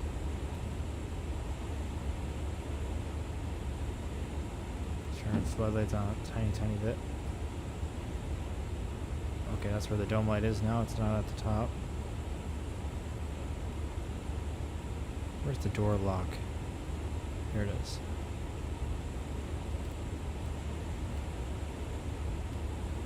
Lock.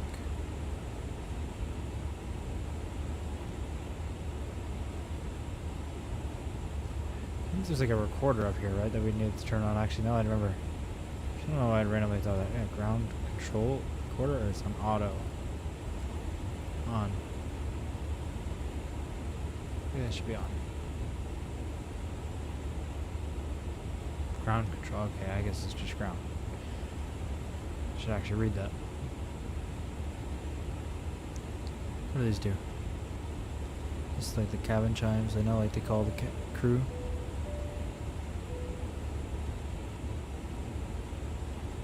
Don't know what they're supposed to do when they hear that, but maybe just come up. It's the cabin pressurization. Should that be on auto? No, that's manual. Manual. Ditching button that closes the inlets so no water gets in. Smoke. Vents. Cargo smoke. Cargo air conditioning.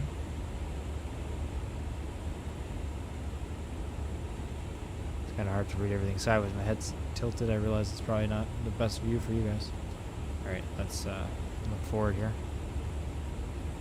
Okay, let's turn off this for a sec. Are we going down? No, we're not. Top of descent is still ahead of us. Oh, I guess it's close to T-tag, much closer than I think. I thought we were supposed to be down by T-tag. I forgot that that's not the case. We check this. Go to our pin charts. Let's actually pin this one. There we go. Pin charts. There we go.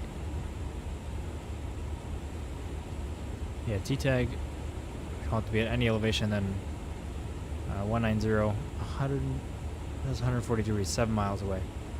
So yeah, T-tag, we do got to get down a bit. Okay, it's planning on being at flight level 182.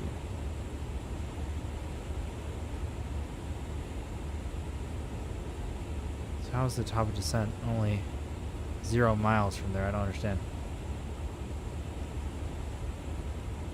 We simulated Monopoly simulations. I heard you pretty. We will continue our extreme Monopoly at some point. Once all your exams are done. If they are. If they're ever done. I don't think we'll ever put Extreme Monopoly on the YouTube channel. Not too much of a simulation. And I struggle far too much.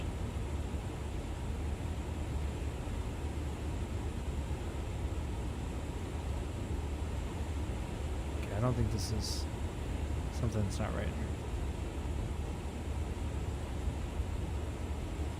Hey Aztec, how you doing? View offside. Where's this?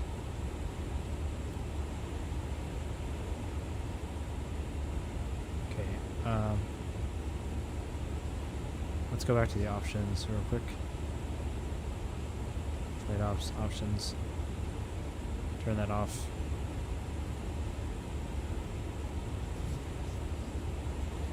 And because I don't think this is right.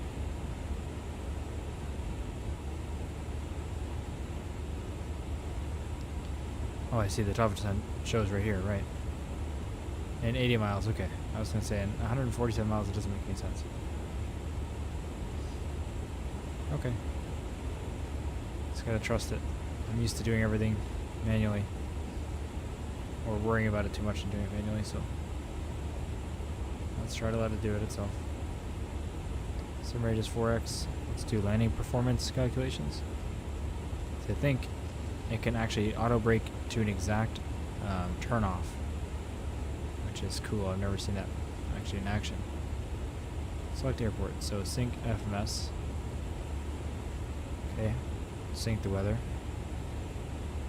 And compute. That's easy. FLD stop. Yeah, I don't know what these mean. I can see that we're good. Any distance. Yeah, I think that's good things. I don't know. I don't know how to do the that braking calculation thing. Brake mode. Manual or medium? Medium, I guess. Compute. Auto land. No.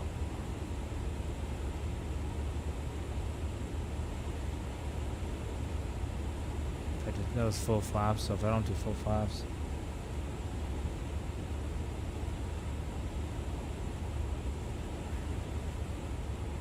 I guess we should do full flaps. Well, I'm getting used to it. Full flaps. Manual landing. That's going to be interesting, but we're going to try it. Brake mode. Medium. Sync that. Compute. I don't see where I can change my auto brake mode. Oh, here we go. I know it's auto brake on or off, but runway condition braking action. What does that mean? Braking action. Oh. Snow. Wet. Dry. Braking action.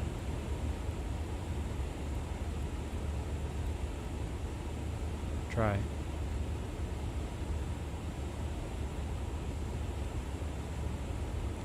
Oh, interesting, okay.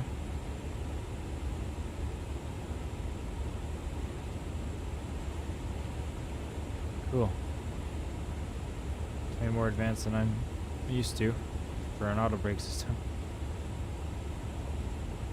I just know off and on. Oh, look at this. This is sweet.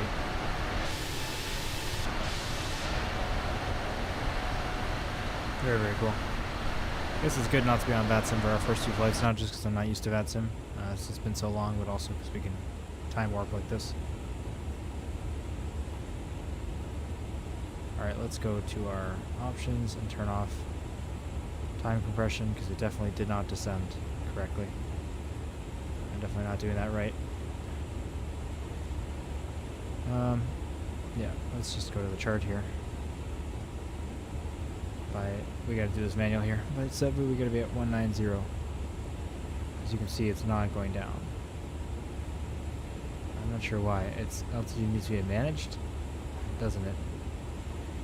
No, it's managed descent. Yeah, I'm not sure. I know how to do it with the Boeing now. I just had learned, but not now with an Airbus, which I was the pro with an Airbus before. Let's set it for 1900 here.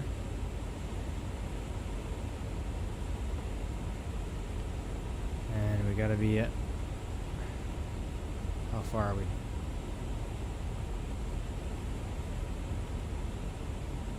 From T-Tag. We are 20 miles from T-Tag. And then 6 miles to Cebu, so... we're gonna lose a lot. 37 to 19. See, we'll let it just descend automatically like this. Open descent. As fast as we can descend to this this speed. We definitely need to. We're way above.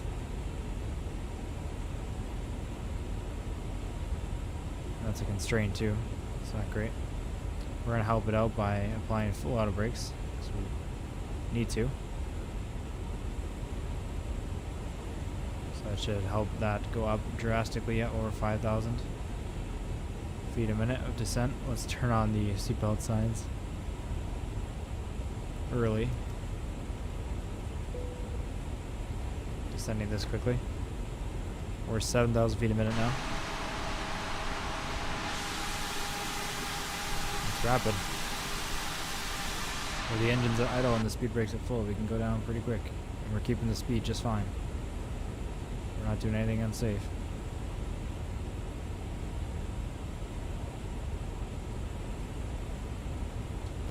Just a little uncomfortable.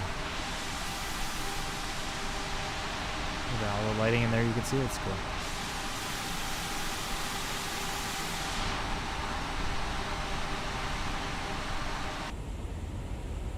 Oops. Just gotta catch up with this descent path. We're way above.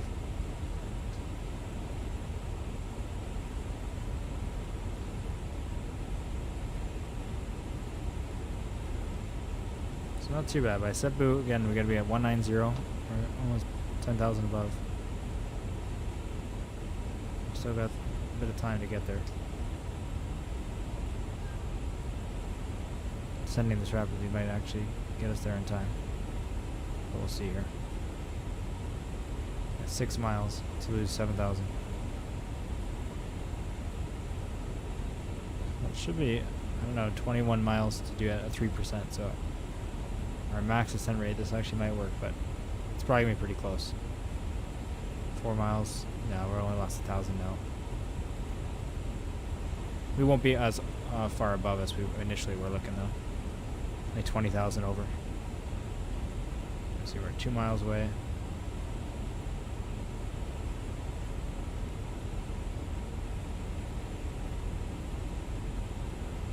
Dropping quickly, as fast as we can. You can see ourselves on the chart here now as well. Alright, yeah, we hit it. We were about 5,000 over. So at Pesco, and we're going to, which way are we going? My pot, okay. And my pot, we got to be above 5,000, so let's set it for 5,000 now. That's the ILS height anyway. Yeah, speed brakes are still extended, that's fine. Until we get on the glide path slope, I'm going to keep them out. Pesco, what's the plan of altitude? 12,600. Yeah, we're at 21,000, so yes, the speed brakes need to stay fully extended. They're coming in quick. There's some kind of airport there, not the airport we're going to.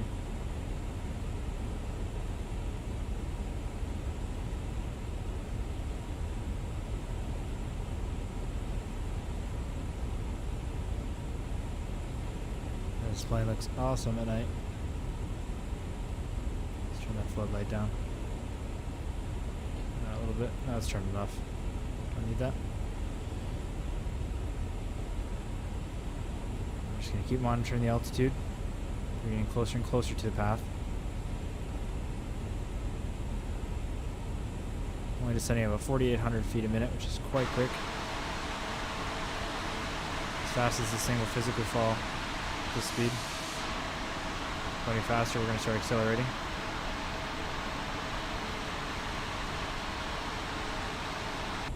You can see it starts to pitch up once in a while, which actually slows the descent because our speed climbs too much. It's now wanting to go down, all the way down to 250 knots, so it's going to stop descending here for a bit. And once it gets to that speed, then it will descend a lot faster again. Going petroglyph onto raw. Awesome. Fantastic. Sorry, that message is a while ago. I've been paying attention to this, but I hope you enjoy. Alright, let's just see the weather information. Sorry, I'm all out of it here. I'm trying to pay attention. CYEG. We need the altimeter now that we're at 18,000. 2995. Let's change this from standard to 2995. Standard is 2992, so we're not that far off. Here we are.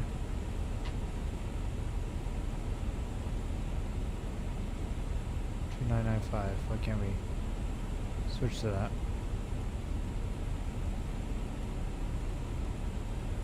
I don't know how to switch out of standard here. Well, let me. There we go. 2995. Do it over here too.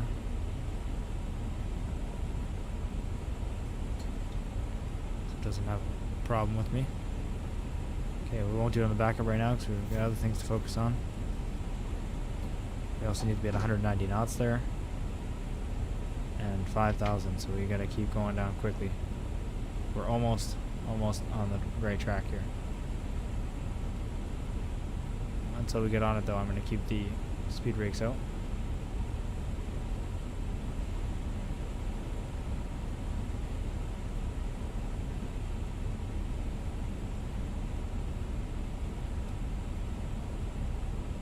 Right, 10,000 feet.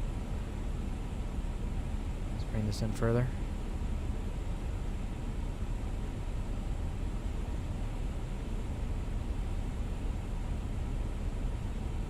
How far are we from my pot? Only 8 miles.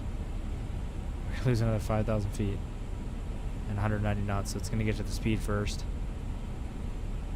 We're not even really losing altitude here. Hopefully we'll lose this in time. I believe we can put one stage of flaps now. Not even sure here.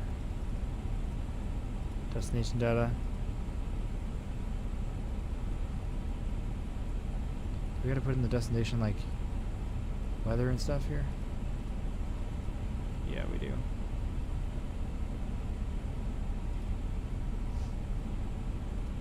Is it gonna be automatic? Nope.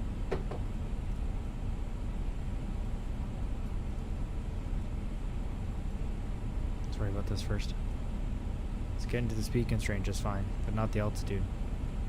That's very important. Again, the speed brakes are still fully out. That's the most we can do. I'm gonna set the flaps to 1 here. Try to help with slowing down. I think we can actually go with flaps 2 as well. Just barely.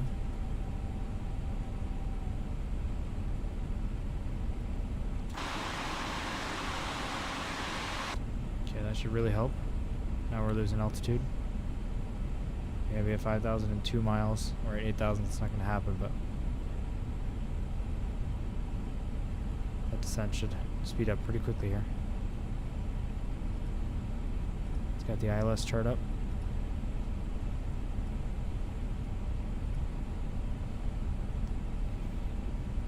And we're not going to make, I don't know if we're going to make that.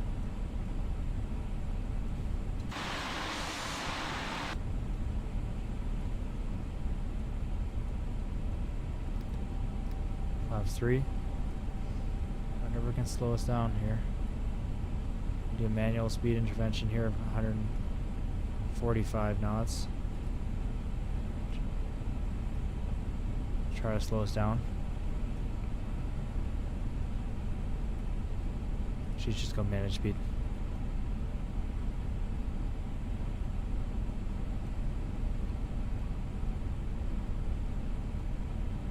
Arm the approach, but I don't think it's going to matter. Glide slope is armed. I don't think we're going to get down in time. There's the runway.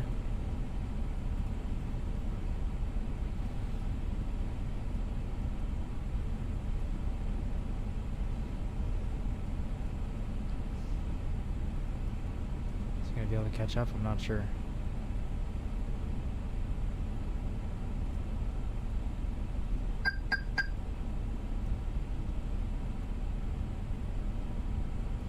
Force still above it.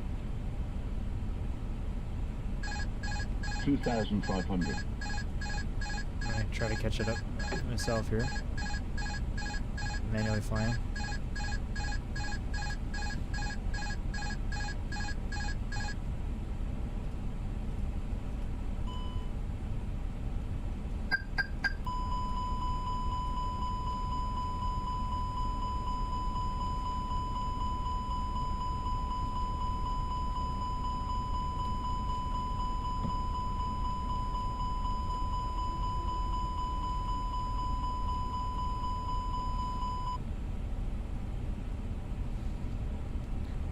We are way out of whack here.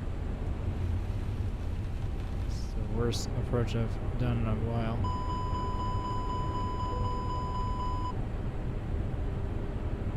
$1,000. We got no lights ready.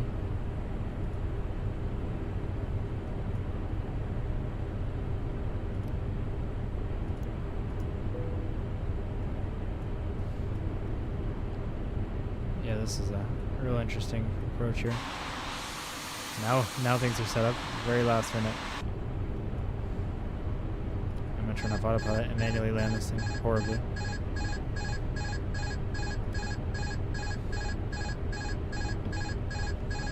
$500.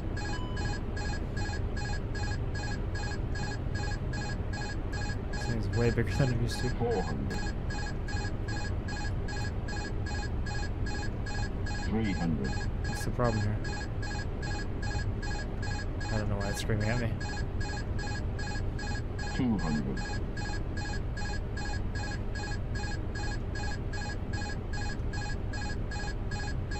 $100.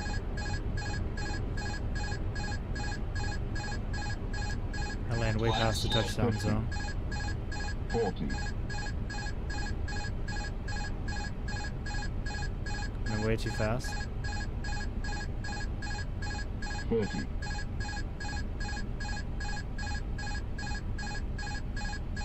This is 20. horrible.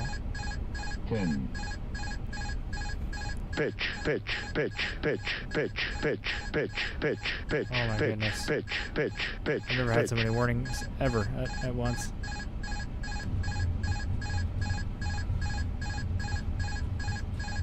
Let's do manual braking here. And put in reverse thrust as well. Not that we're going that fast. Don't even ask questions about that landing. The lights look nice. We're on the ground, that's all that matters now. Next, I'm not going to trust the top of descent, or I got to learn what went wrong, why it didn't start descending. It's obviously that messed up our entire approach. You're coming in way too fast. These lights look really good. Bad landing aside. Plane looks good.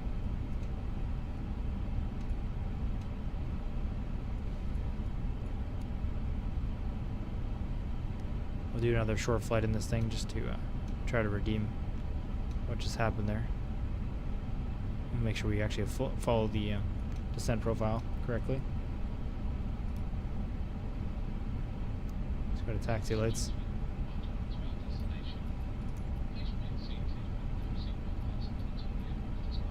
And no, we don't need to worry about this. We'll just pull into a random gate and we'll try something better here. A shorter flight.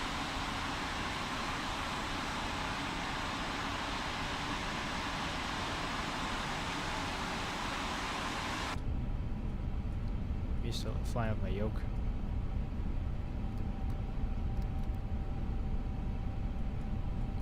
Let's set the flaps to 0 and disarm the speed brakes here.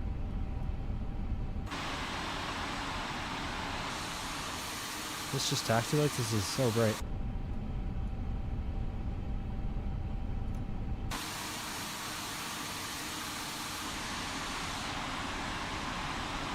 It's gonna be far more than taxi lights.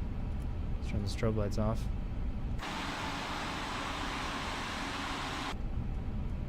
Let's go ahead and go to the survey screen. Turn this to standby. TCAS to standby. There we go.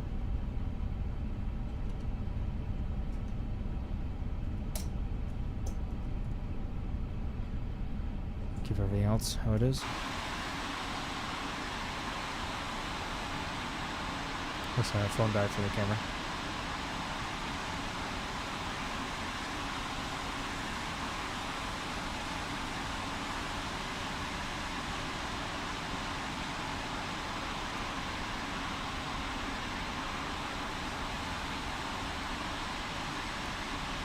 Any trees that we're gonna hit?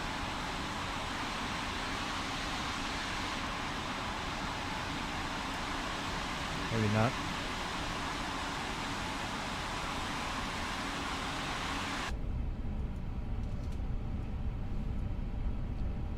Alright, let's try again. I want to redeem myself here. I'm just going to random parking. Got some 737s and 777s.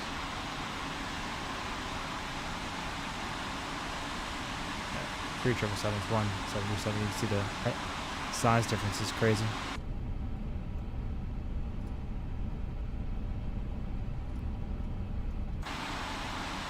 Start the APU. That's what I was just doing there.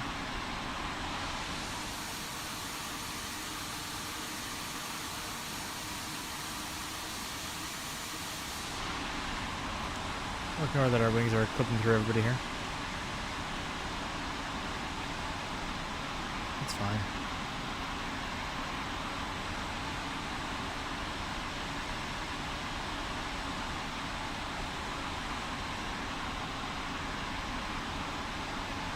I'll just pull up right here. We got no passengers in the way.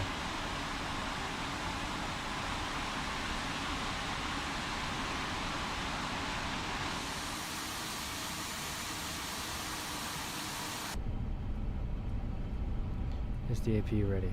I just started it, so I kind of doubt it. APU. There it is. Almost.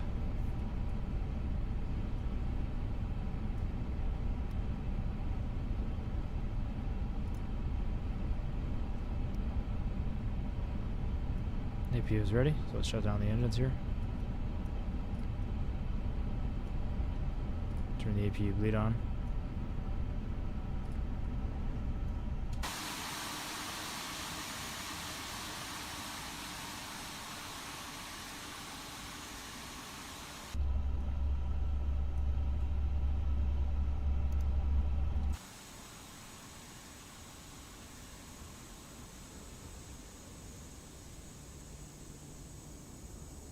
What wasn't the worst for our first flight we got there? That's important. Definitely used to not be able to do that, so we will head out to the main menu here. We won't do the full shutdown, and we'll plan our next flight. And again, we'll make it shorter, a little bit shorter at least. We do have the time compression and know how to use it now, the automatic, so that does help a lot. Let's see. Yeah, we'll do the flight we were trying to do pretty recently. Toronto to Detroit or something like that. Yeah, we'll go a bit further than that. Let's do Toronto to Ottawa. Let's do that. CYZ. Do Virgin Atlantic again. CYYZ, which is Toronto to Ottawa. I do not know the ICAO code for that.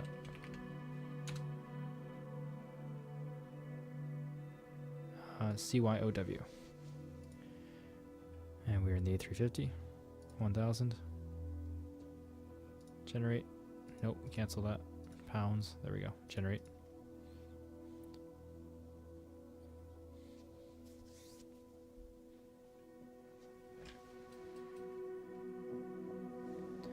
And import that. I'll be right back.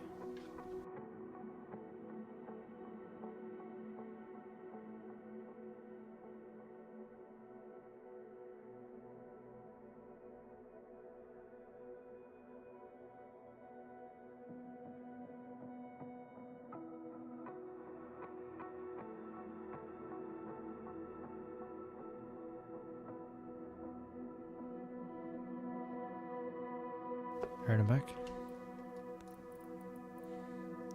Choose our departure.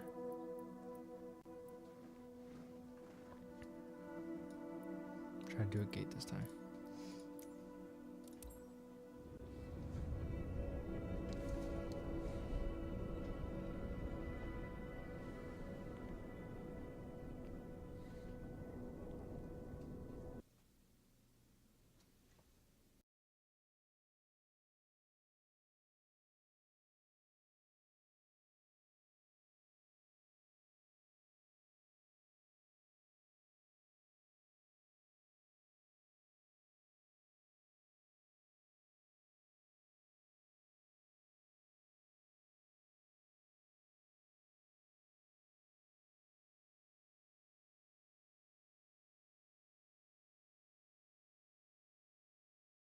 I'm not sure if you can hear me now, but OBS and the game just crashed, so I'm trying to relaunch it.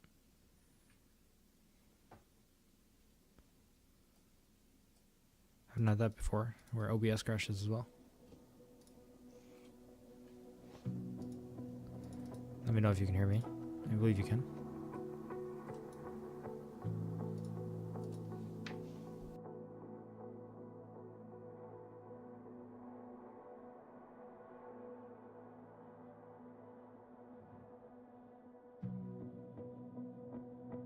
Definitely seems like it still has some issues, but enough that it works pretty well as well. If you can get into the flight, you can see we completed the whole flight. Just ending it is what made it crash.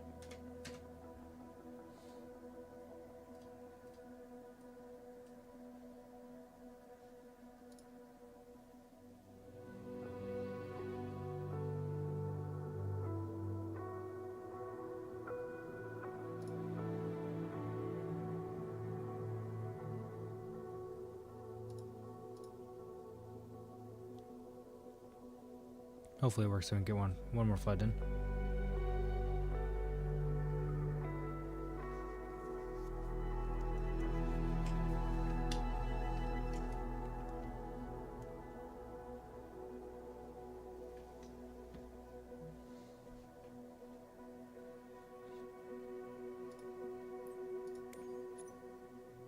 Okay, free flight.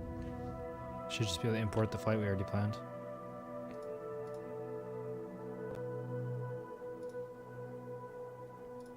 There we go, import. There we go.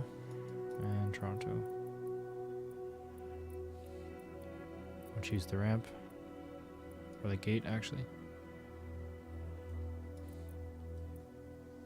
Over here. Gate medium, we'll go here. And we'll do live conditions, but we're not going to do live time. We'll make it daytime.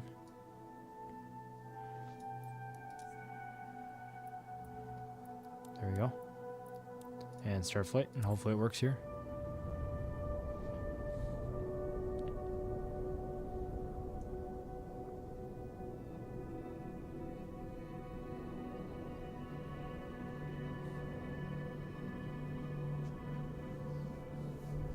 There we go.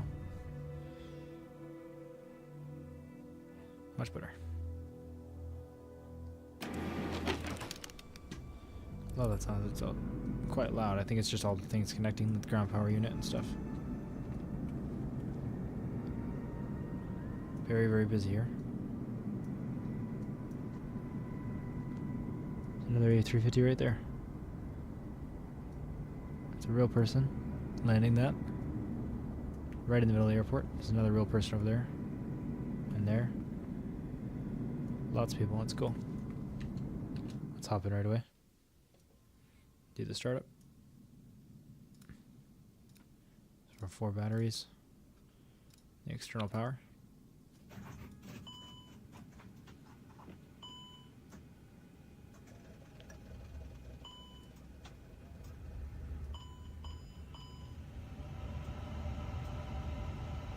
Love that. And then align this. The IRS. Turn the crew supply oxygen on and the ground control ground recorder on. Set our passenger lights to auto. And arm the emergency lights. Logo lights on auto, everything is good.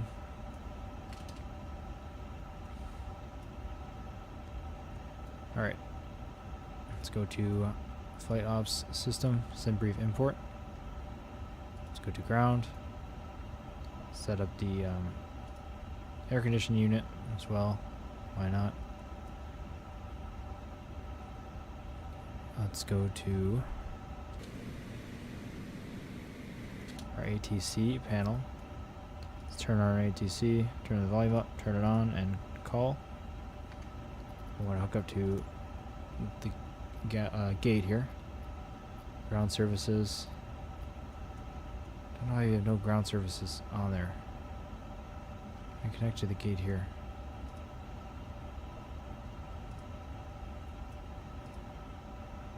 Ground equipment. Maintenance panel. This is cool. Wow. Let's go to ground equipment though. How do we tell him to hook it up? Avionics bay.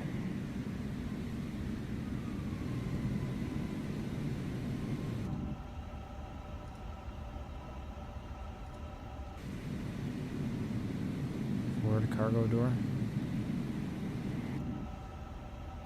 Aft cargo, bulk cargo. Let's open all the doors. I want to see everything. Cool. How do I get the stairs or the jetway? I don't have GSX and looks like I can't do it on here. Is this push bar panel have it on there? No. Oh, it does. Okay. Thank God I got some way to toggle it. Get the baggage.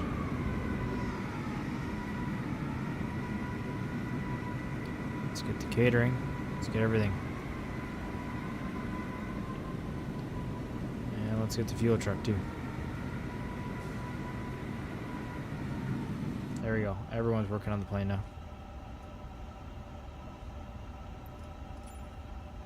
Try to push back audio. Front stairs from lead manually dismiss. Fuel truck.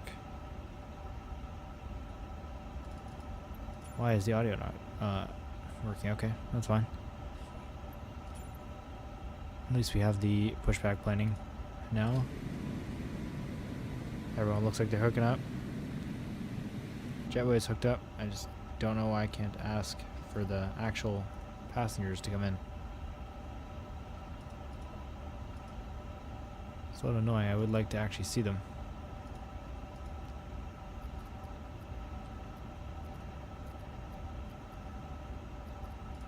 It's tune ground. Okay, here we go. Oh. They're sporting stop. I don't think they already were. 89er 727. I am done with the boarding. Toronto ground November 89er 727. Could you please get the passengers on board?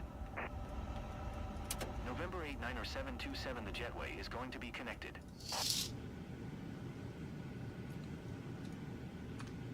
Perfect. We can actually see it now. Is anybody going to board? I don't know. Sometimes you actually have it, sometimes you don't. Let's go in the airport here. I guess we can't. No passengers though. Why not? Nobody wanted to come on the flight. That's fine. Let's reset our view. Let's get everything set up. Load sheet. Import that and set the weight. Set the fuel. So we actually loaded the passengers in, but we still can't see them, unfortunately. That's fine. Let's go ahead and set the FMS up. Let's go to init. Company flight plan request.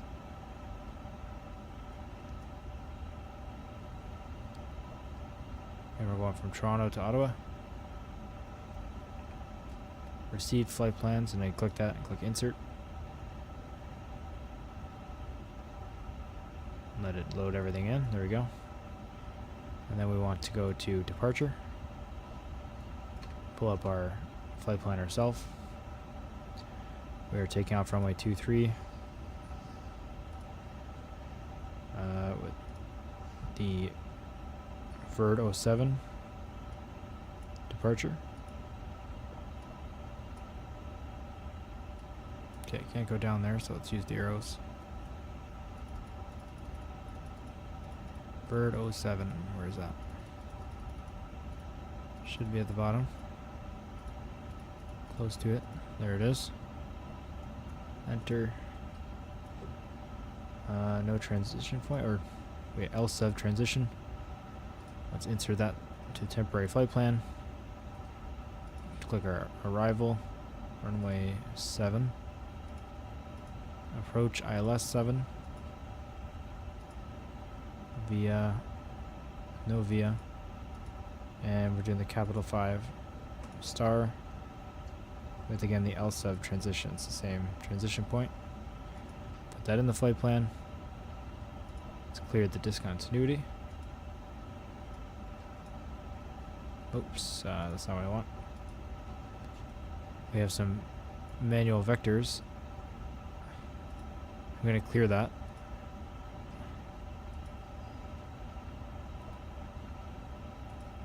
To clear the discontinuity that came up because of that. Let's go down. Alright, let's insert that and check out how that actually looks. If you look up and go to plan mode, then you want to get to where you can see this screen and see this scroll wheel here. Let's go to the very top of the flight plan and use the scroll wheel to go through. So there's our departure all the way to L-sub, and our arrival all the way to landing. That's perfect. It's a nice and simple flight. Won't take too long, but it's got a departure and arrival, so we're not just going straight. Make it a lot more interesting. Let's go to nav mode and zoom. So that will load the map once it's available. Let's go to 10 actually, just so we can see when it's available. Alright, let's go back to the FMS. Go to init again. Go down to fuel and load. We're going to load these in, so if you click that and then just come down to enter. Enter, enter, enter. There we go. Check our passenger count. Passenger count is... I always lose it. Here, 263 today. 263. Just make sure we can't actually see them because I'm curious. Looks like we know. Okay, but we can hear the flight attendant say that everyone was loaded. They're talking to the passengers, so we'll go ahead and open the toolbar pushback menu, aircraft, and get the jetway disconnected. Since we're done with it, and get the baggage and catering vehicles out of here.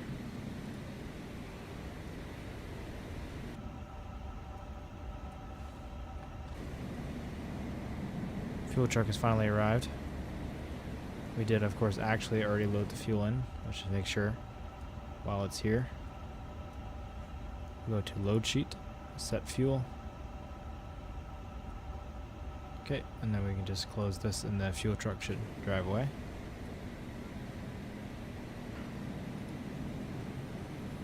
So the baggage is complete. Takeoffs going on here. 737 leaving right next to us. Oh, baggage is starting now. Let's end the baggage, please. Can we do that? Why are we not ending that? That's okay. Alright, let's worry about the other things for now. We still have things to do. Let's see, that's loaded up. We gotta send real quick. Really quick. Let's go ahead and do the zoom to get the airport map loaded up. Let's continue on to what we need to do on the FMS here. Sorry, the lag is from the airport map loading on that screen. Let's press init again. Let's clear some of these warnings that are not relevant anymore. Init. And let's go to takeoff performance next. We're going to want to come over to our EFB. Go to takeoff performance. Sync from the FMS flight plan to get the runway and the airport. Sync the weather. And then compute. We're on doing a flex takeoff as well. 1 plus F. And compute and then send to FMS. You can see the runway we're taking off on the map. We'll confirm those takeoff speeds. Flex takeoff. You can zoom this map even further. There we go. It's a great way to see it. We'll have the chart up as well, of course. Let's go ahead and switch over to our... we won't do condition page yet, actually. So that's ready. What else do we need? I think that's it for initialization. Let's go back to our flight plan. Let's get our ATIS information. So our weather. And CYYZ. Search. September is 2927. 2927. Just try to mess with these buttons now. What does taxi do? Don't know. What does this do? What does this do? I know there's some kind of way to link these. So I really wanted to know what that is. VV possibly? No. It's weather, terrain. Is it this button? Add, what is that? Chrono? Nope. Okay. What is that? Just Barrow is disagreed. Yeah, that's fine. Okay. Well, we'll do it manually here. 2927. Way, way down.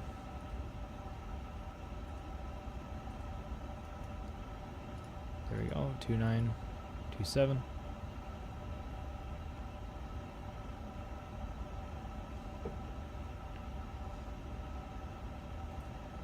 There we go. And our Altimeter looks good.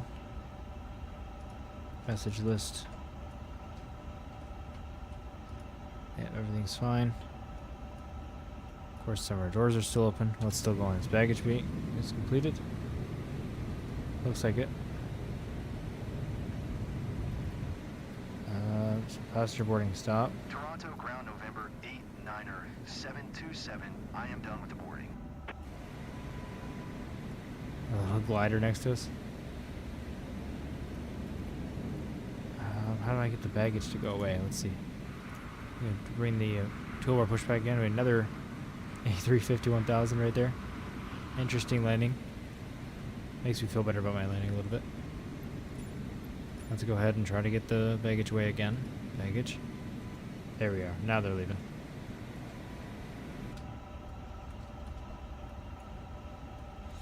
Alright. Sorry, I'm pressing a bunch of buttons here. Let's leave the pushback menu open for a sec. Leg spike. I always forget, like, I think I'm forgetting something. Just check my checklist. Fobs. Yeah, okay, I think we're getting close to ready. So before we disconnect external power, of course, let's turn our fuel pumps on now. We're all fueled up. Let's turn on the APU master switch. And the flap is moving, it says.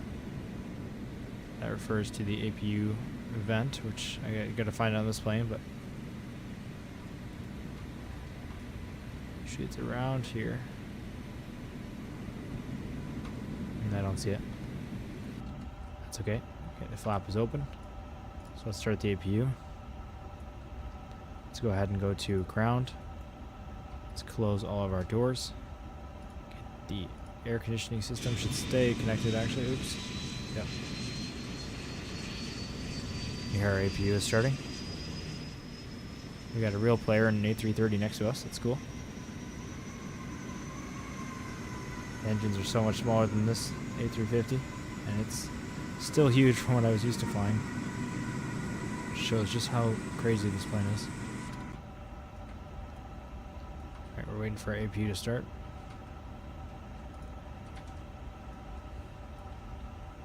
Let's talk to ATC about our clearance.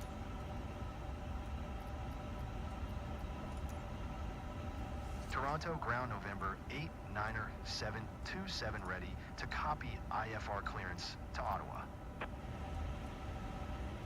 November 89er 727 is cleared to Ottawa Airport as filed. Expect runway 23 maintain 900 feet. Departure frequency is 128. Clear to Ottawa. We're not going to listen to their altitudes this time. You saw how I have it last time. 900 feet If you were here anyways, they don't give accurate altitudes, especially this. We're going to follow the charts, especially since we have a departure here. So let's just check the charts. 727 read back correct. CYYZ. Contact ground on 121. Departures. Good day. Okay, let's go ahead and find the ones we need. Let's close the ATC panel. Open up our flight plan again. We need the Verdo 7 departure. It's probably going to be at the very bottom. Verdo 7, and we're taking off runway 23, so we need Verdo 7, runway 23 and 24. Here it is. Okay. So that's why there's a manual on our thing, because there's vectors by ATC. But of course we took that away, so we're automatically going to fly to Savre once we have our autopilot on, which is here. So we're going to keep a runway. The runway head is 237, then we immediately go to 245, and then we go to Savre. So I'm going to set our self to 245, and once we take off, we will fly that heading and manually vector self over to Saver. We'll look at the traffic. We'll probably just do it direct once we're in the air, but we will set 245 here so we don't turn right away. So we don't want that. 245. Now that we've gotten that clearance, let's turn our beacons on. Where's beacons? Okay, and we are going to get our pushback started. So let's zoom in even further. Let's get the toolbar pushback up here. Pre-plan our pushback. Yes. It's very nice to have this back in 2024 again. It's called toolbar pushback. If you don't have it, it's a great plugin. Get it on flightsim.to. Okay, we need to go back to 3, so I imagine this will be fine. Fine spot here. But it's not too far from anybody. Oh, sorry, backspace is my change view button, so that was very loud. There's the pushback. Just request a pushback. Let's request clearance for pushback. Toronto ground 7. Of course, that just hooks them up.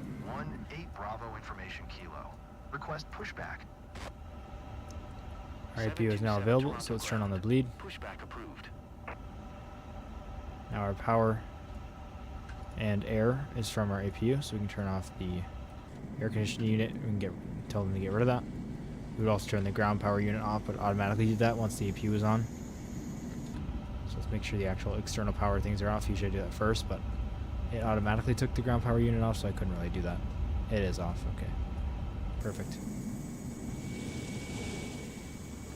And, sorry, what did they say to us? Pushback is approved.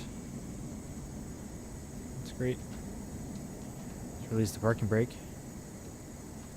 And tell them to stop holding, so the pushback is not visually working for some reason, but that's fine. Let's turn our engine on.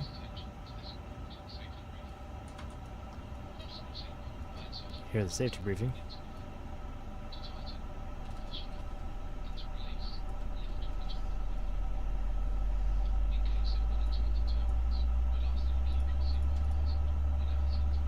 These are the PA systems from the cabin, just so we can hear those if they were to communicate it with us.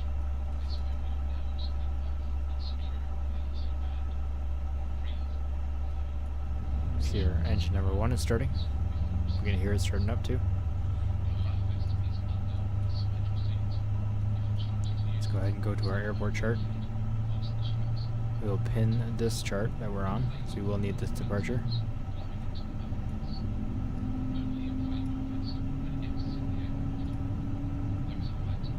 And then we will go to the airport 10-9 chart, because that is important for us right now. Airport info. Engine 1 is available. Let's start up engine 2.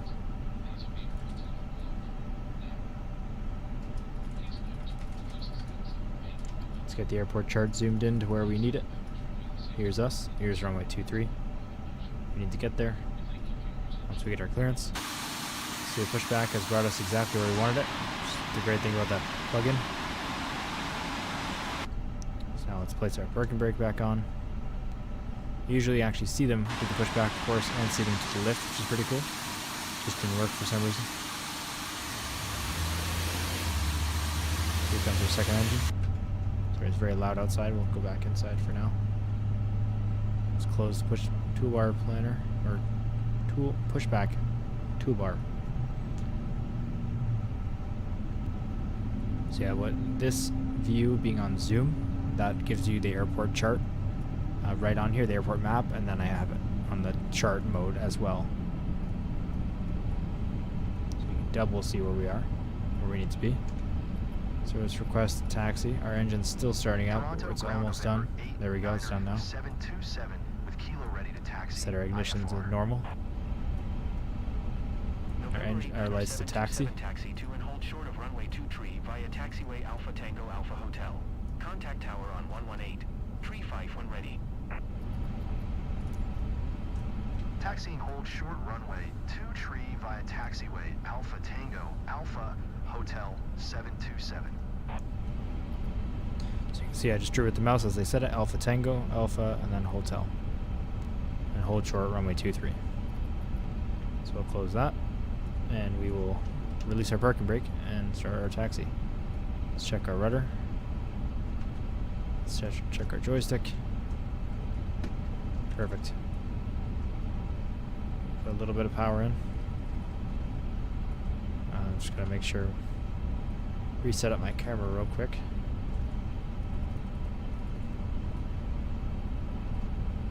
You know what? I'll do that as we're taxiing.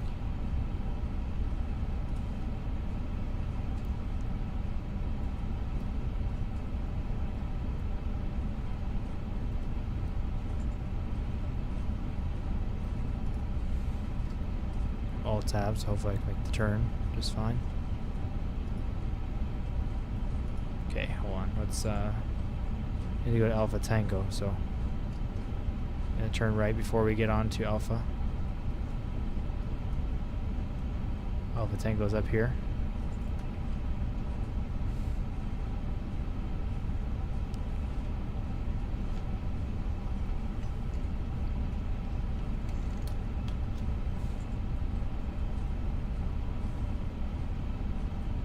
I'm still multitasking quite a bit, sorry. Okay, there we go. Now let's turn the camera on. Now I get it hooked up again. There we go. Alright, so Alpha Tango's right here. I guess we're not on the taxi line. Whoops. I'm kind of glad we weren't, so we would have hit the Spirit plane there.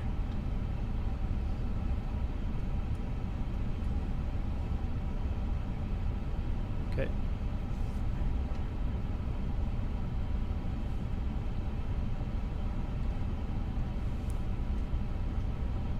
I'm going down Alpha, which is right here.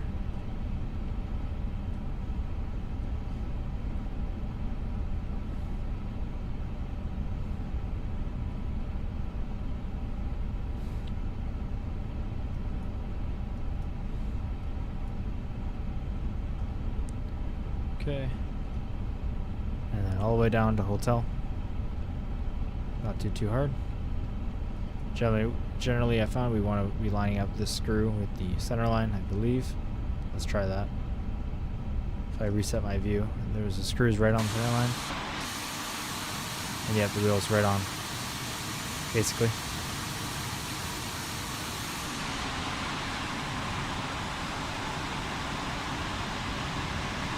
Let's get our checklist done. So auto brakes on, so it's on rejected takeoff. Flaps to 1. Speed brakes armed. Let's push it forward. Hear the captain speaking. That's cool. Let's press serve on this screen. Let's set transponder to auto and TARA for TCAS. A bit early, but that's okay. Nice if those cockpit sounds were a bit louder. I know we can change the volume, but I think they're all the way up. I'd like to hear what they're saying.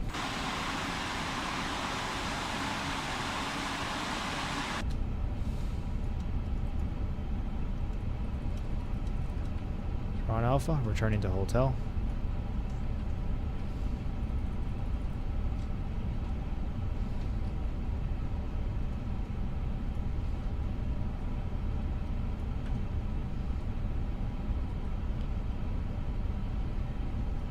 No one, we're going to blind ahead of us now, so let's turn on our nose light to take off.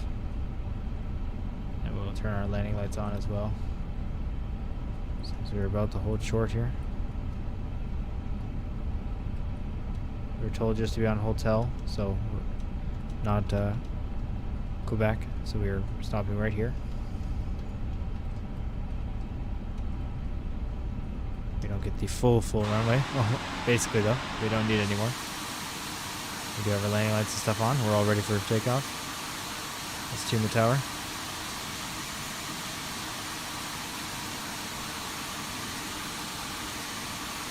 Tune the tower. It's doing that thing again where it tunes it and it doesn't select it, so let's select it. And did that work? Nope. Tune the tower. Request takeoff clearance. Toronto Tower, November 8, 9er 727 ready for IFR departure runway. Auto brake. Spoilers are set. Flaps are set. Lights are set. Make sure that the seatbelt sign's on. It's on auto, but just gonna make sure. Cleared for takeoff runway. Let's turn the heat up a bit. I already know that's way too cold. Without even checking. Our APU is still on for some reason. We turn the APU on, off, and bleed off. Okay. Clear for takeoff. So it's park and brake off. A little bit of power. Move our ATC window over here and get rid of it.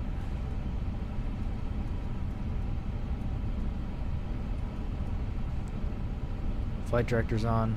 Altimeters are set.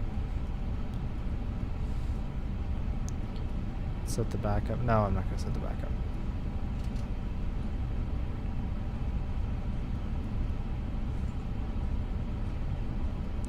Alright, here comes our second takeoff from the plane. Let's start up, and everything went really well so far. Let's hope it continues. I'm trying to do a rolling takeoff here. Actually, we'll stop. We're doing a flex takeoff. I've seen they usually are doing the stabilizing with the parking brake on. So we won't do a rolling takeoff. We'll stop here. We'll put the parking brake on. Confirm we are ready. Let's bring the engines up to about 30%. Parking brake off, about 40%. And then let's bring them to flex. Okay, let's quickly reset our view so we can pay attention. Positive pressure, downward pressure on the nose. 80 knots, so release the pressure.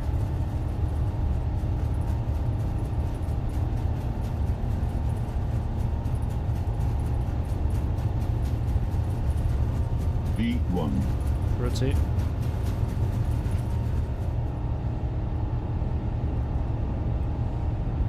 Degrees of pitch, positive rate, gear up. We'll listen to that.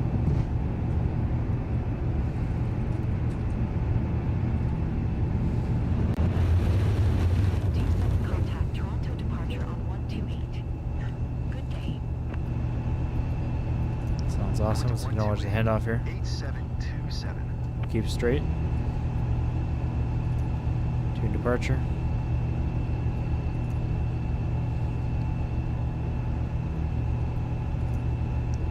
Contact departure. Toronto departure November 8, 9er 727 is passing 2,000 feet, descending 900 feet.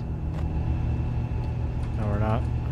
November 8, 9er 727 Toronto departure. Altimeter Let's set autopilot on now. 77 radar contact continue. And we are going to go from heading select to directly to our next waypoint. We're going to ignore that. Saver. Let's go direct.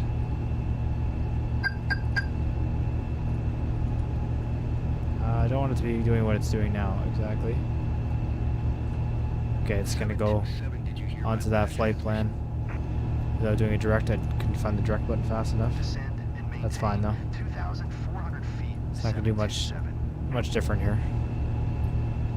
We're going to ignore their instructions in terms of altitude. It's not right. It really isn't.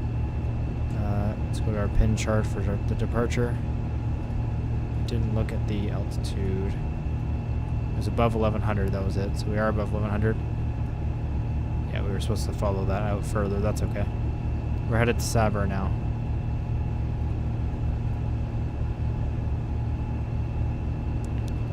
And no other altitude constraints, so we'll just follow what our flight plan is.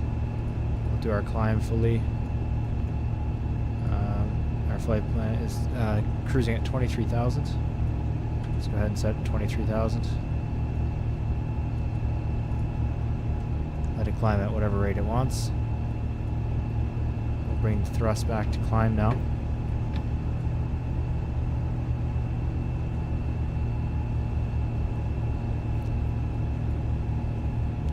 Let it gain some speed here.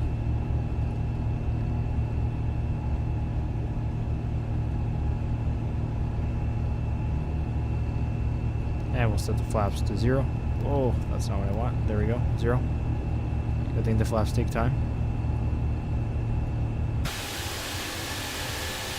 Sorry, that's loud, just jumping outside like that. Quite cloudy, so we can't see much. Make a nice left turn over Toronto here. Let's just go like this. Turn off the ATC voices, so we're not getting good instructions here. So you're getting the advantage of like VATSIM or something. We'll return to it soon, I promise. We're climbing at speed. We are climbing at 1,300 feet a minute, which is not a huge amount because we're trying to get up to 240 or 250 knots.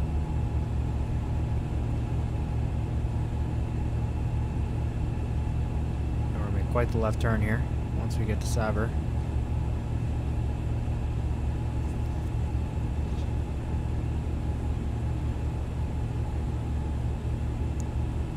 We are on climb. Flaps are gone. Disarm the speed brakes. There we go. Turn our lights off in a moment once we hit 10,000 feet. So we're still near multiple airports. Close to Pearson, close to City Center Airport.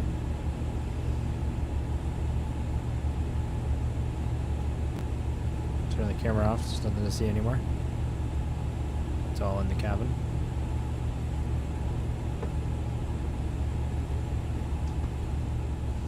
There you go, beautiful view of Toronto here. Turning and climbing is always cool. Looks cool. Massive turn.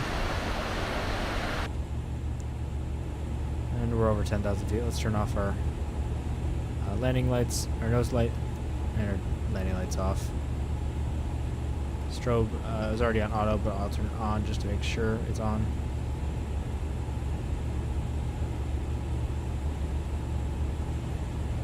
We're aligning with the flight plan, and let's go to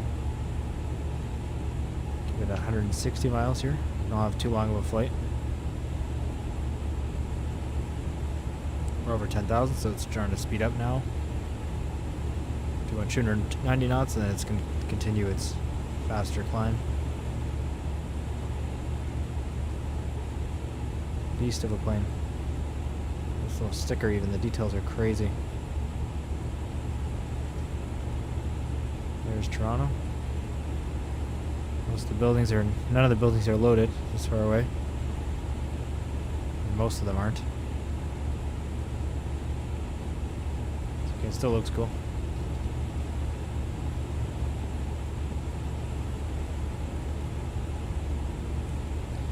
Alright, now we're climbing quite a bit faster again.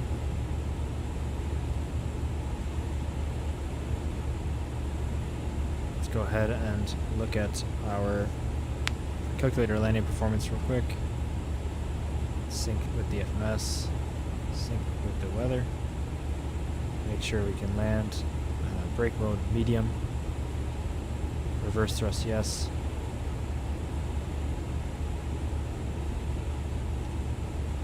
Let's try to do an auto land this time because I want to see when it flares. So I'm going to do a full auto land this time, and that should help my manual landing next time. Dry runway. Okay, full flaps. I don't know these different things. I believe that's fine. Appreciate the subscription 747 Avionics. Or Avionica, sorry. Hope you're enjoying so far.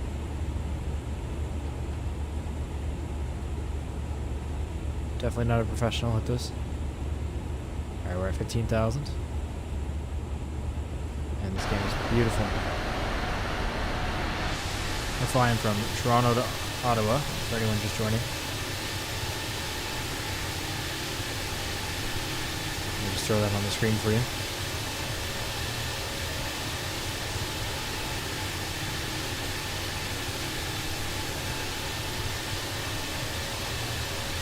There we go. Get the progress bar at the top. The altitude isn't super accurate on there, but it's accurate enough. almost at 18,000, so we'll switch over to our standard altimeter at that point. Switch the backup to standard already. You can see that we're going to gain 17.7, gain about 500, 600 feet once we switch over. Let's go to our charts here. So we're still on the departure chart. And where the flight's so small, the departure chart transitions at L sub, and that's also the transition to our arrival chart for Ottawa. So it shows how short this flight is.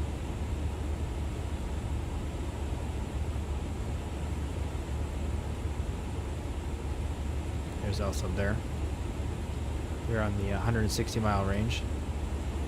Let's go to ARC. There we go. There's 18,000, so let's set our altimeter to standard. Standard, standard. Let's turn our passenger seatbelt sign back to auto. So it should be off now.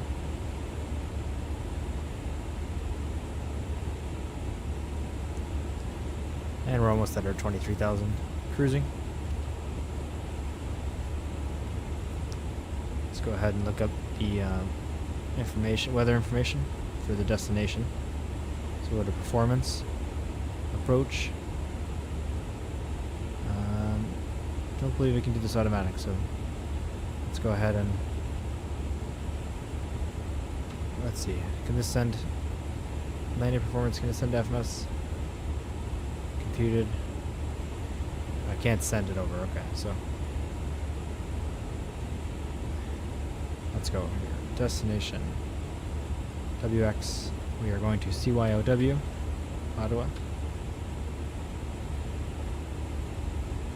And the wind, it's IFR weather. Okay, good to know. So our Autoland is going to be a smart choice anyway. Wow, it's cold, -10. Oh, I should have done something here. I forgot. Window heat, anti-icing. Let's make sure that's on. Wing, anti-ice as well. Glad I at least turned it on now. We're almost at our cruising altitude. So the wind at our destination is and I'm rusty at this. 24 knots. I don't understand why there's so many more letters in that there. I probably don't understand.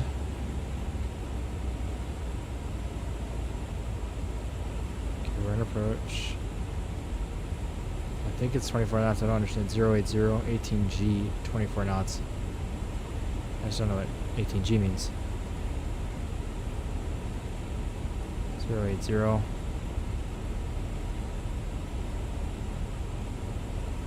24 knots. Outside air temperature is -10. QNH 2944. And the baro minimums are, let's go ahead and look at our charts. We want to go here. Sorry, I'm doing a lot without mentioning it. CYOW charts, approach, view our flight plan. We're doing the ILS 7. And we're doing the Capital 5 arrival. So let's go to arrival. Oh, sorry, we want the approach chart, ILS 7. 18 sustained gust into 24. Oh, okay, thank you. So should I put in the gusting or should I put in sustained when it's asking for the weather? What's the minimum?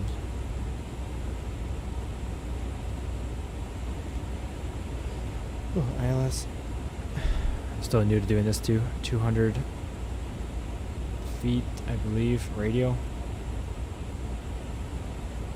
Believe this is right. Enter. Okay. Let's go back to cruise.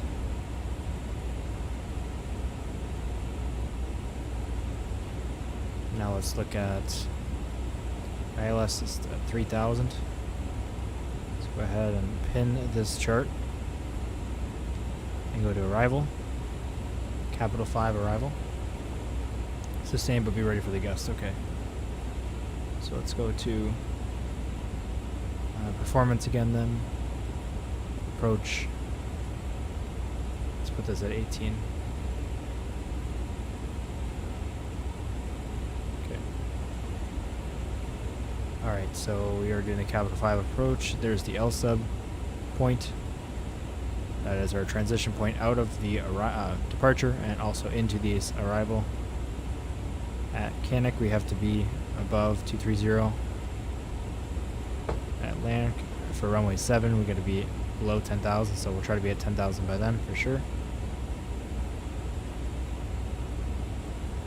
Okay, there's L sub. So we don't do anything by then. 230 at Canuck, and we are already cruising at 230, so that's perfect. So we will fly this way all the way to Canuck, which is what that shows as well. And then start descending to Lanark. Actually, it looks like top of descent's just before Lanark, but right here. But I'll do my manual calculations and do it myself this time. Just because of last time I don't trust it. Because I don't know how to do it. Sorry about that. I pressed backspace. I bet that was pretty loud. Here's the Winter Ontario land. Lake Ontario. Beautiful view.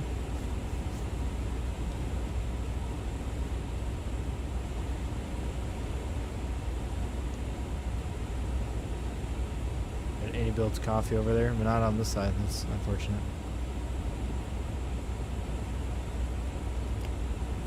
Oxygen mask. It's so cool. All of this works. So much detail. Alright. So again, if we go to, let's pin this chart as well. Let's go to CYYZ. Departures. Verto 7 from runway 23. And again, we'll still see ourselves right here. It's not to scale, that's why we're not at L sub yet. We're not at Agnob yet even. We're actually like right here. Again, it's just not to scale, so. Let's go back to our pin charts and get the capital 5 arrival ready.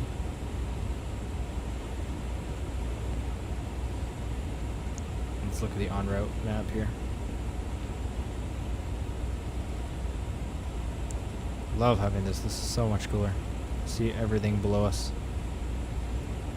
Really know what we're looking at.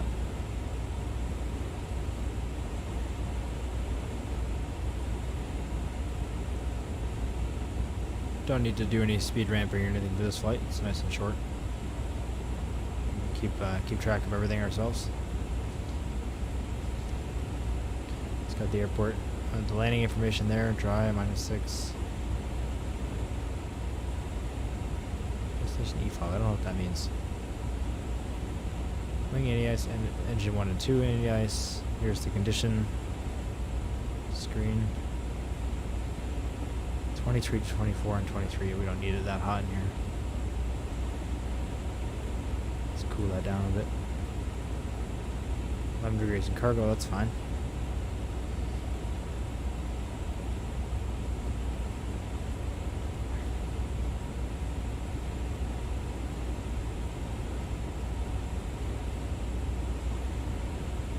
And we're 21 miles from Agnob.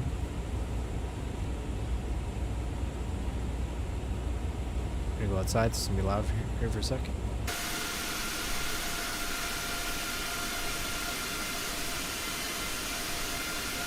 Beautiful plane, especially in this livery. I love it.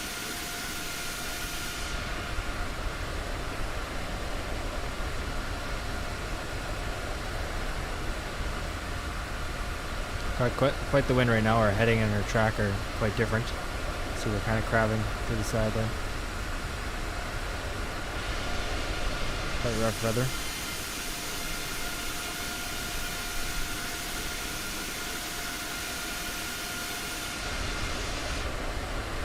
Coming into Ottawa. It's just up here. There's Carleton Place. And this map is so nice to be able to see our flight like this. View offset. I don't even know what that means. Just goes right to the load sheet. I guess you can have two different views. Oh, that's great. That's really good.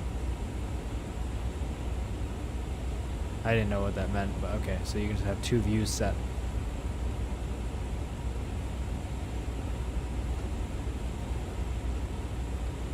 Oh, it switches. I see. That's cool.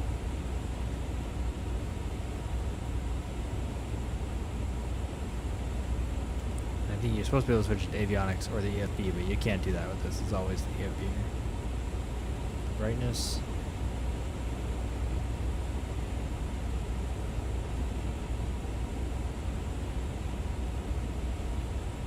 That's all the same as across here.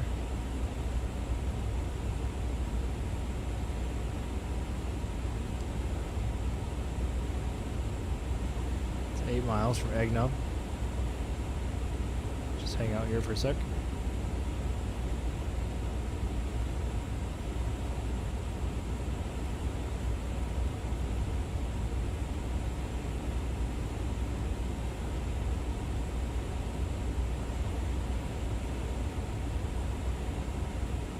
This guy's name is Microsoft Flight Sim 2020. It's an A330 VIP. Interesting. It's like 25,000, not much higher.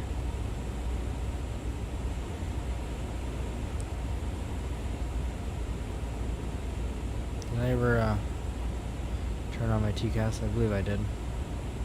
Serve. TARA, yes, it's on. Okay.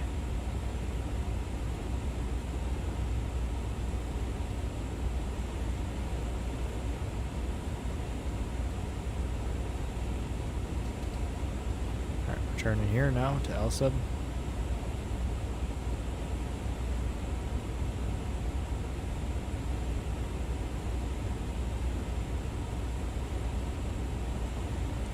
Got 21 miles to LSUB.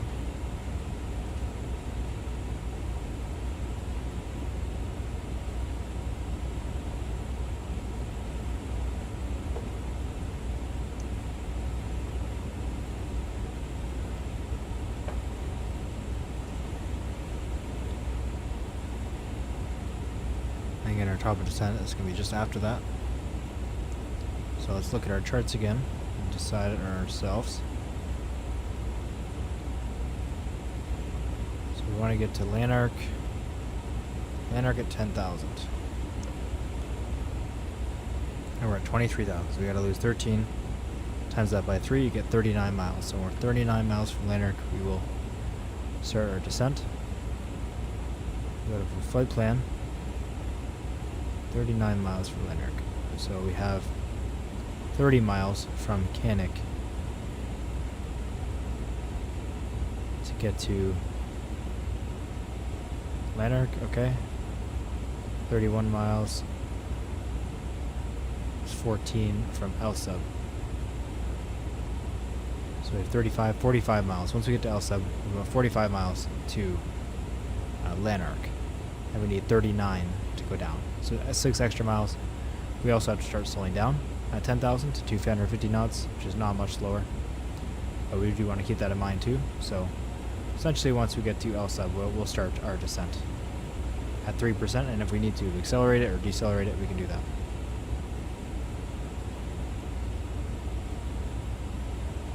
That'll make it easy. We got 10 more miles at cruising altitude.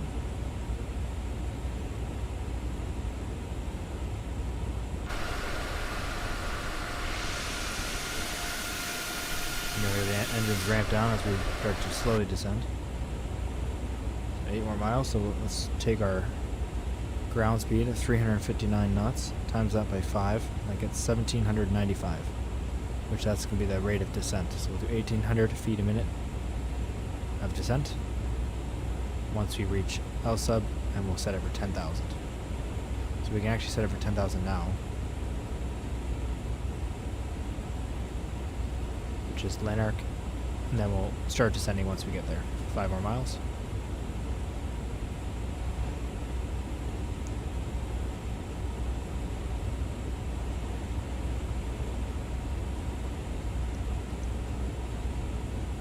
Ottawa's somewhere in the distance there.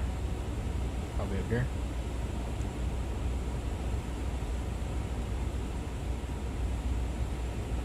And once we hit L sub, well, we're not going to appear right on here because it's not to scale. But technically we're right here in this flight plan. But this is here is 15 miles. So it's definitely not to scale, considering this is 28. Then we have 30 miles to Lanark.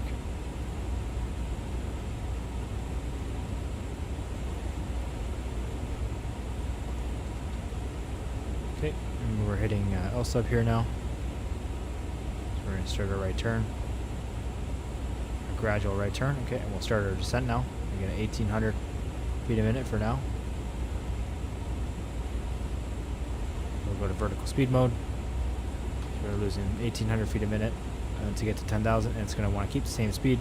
So you can see the engines, of course, are idling down, or throttling down, probably not to idle. 1,800 feet a minute isn't a crazy descent rate, so they might not need to go to idle. They will probably temporarily here, and then once we're descending, they might ramp up a little bit again. Oh, maybe not. Oh, it's wanting to speed up. I'm not going to let that happen. I want to go to 250 knots. Yeah, no, it's throttling up just to speed up again. I don't want that. I want 250 knots and 1,800. Because once we hit 10,000, we're going to be limited to 250 knots anyway. So the engines will stay at idle as we descend.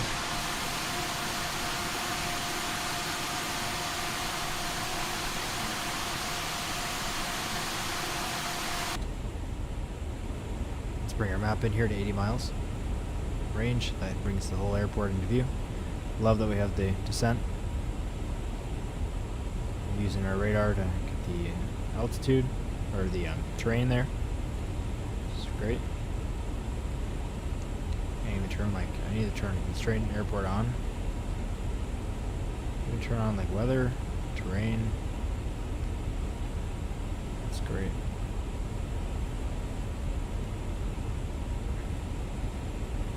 Okay, now our ground speed is at 371. Just check we're at 20,000. We need to lose 10, of course. We need 30 miles. And we have 3 miles, and then we have 30 miles, okay. So we're on 370, 368. Alright, is our ground speed. We'll times that by 5. We get 1840. So losing 1,800 feet a minute is still fine.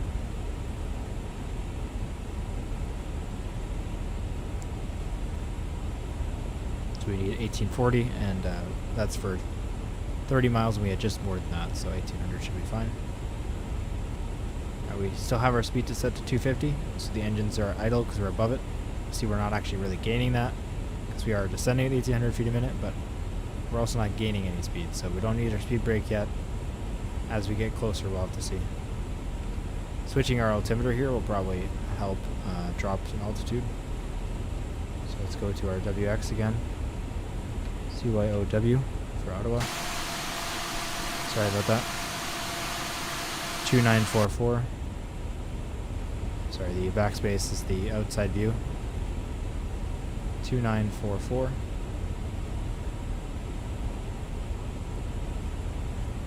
Let's set it. Should be up. No, down. 2944. And 2944 over here. Let's set her back up as well properly this time. I don't know how to switch that right now, so 0997. 0997, there we go. That's accurate now. Okay, let's do this calculation again. We're at 16, we need to lose 6,000. Times 3, we need 18 miles. Once we get to 16,000, and we're at 16,000 now, and we have 21 miles. So we're good. So take 364, times it by 5. You get 1,825. I did 365. So again, 1,800 feet a minute is perfect. We're on the 3% glide slope still.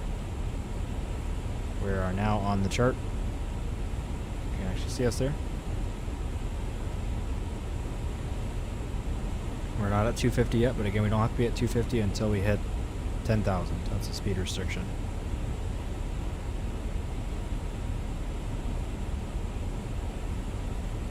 So our next thing we want to be thinking about, we're going 10,000 by Lanark, and then we got to hit Vissol for runway 7. We got to be above 3,000. If we look at our pin charts here, we go to our ILS chart. Once it's at 3,000, it's okay. So at Vissol, we got to just be at 3,000 and 190 knots. So capital 5 here. It's pretty easy. Hopefully we'll hit 10,000 just before Lanark, and that'll give us some time to decelerate. UAS pilot here is why I know 18G24 me. Oh, well, appreciate it. It's very, very helpful. I'll remember that. Smith Falls Airport over here. South Renfrew Airport. That's little airports I didn't know about. I think I knew about Smith Falls actually. And Ottawa, which is capital of Canada.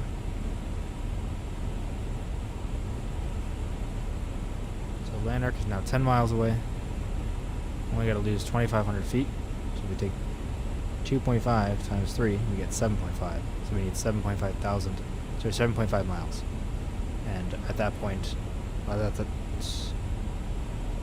was at 12,500. We had more than that for sure. We still have more than that, so we're looking good. Sorry, a little bit convoluted how to say that, but we'll be at 10,000 before Lanark, which is perfect because we'll have some time to slow down. You'll see what I mean by the engines are idle, so once we level off at 10,000, they'll stay at idle, and our speed will start to drop, of course, because we have no power and we're just flying level. And that'll be great because we'll go down to 250.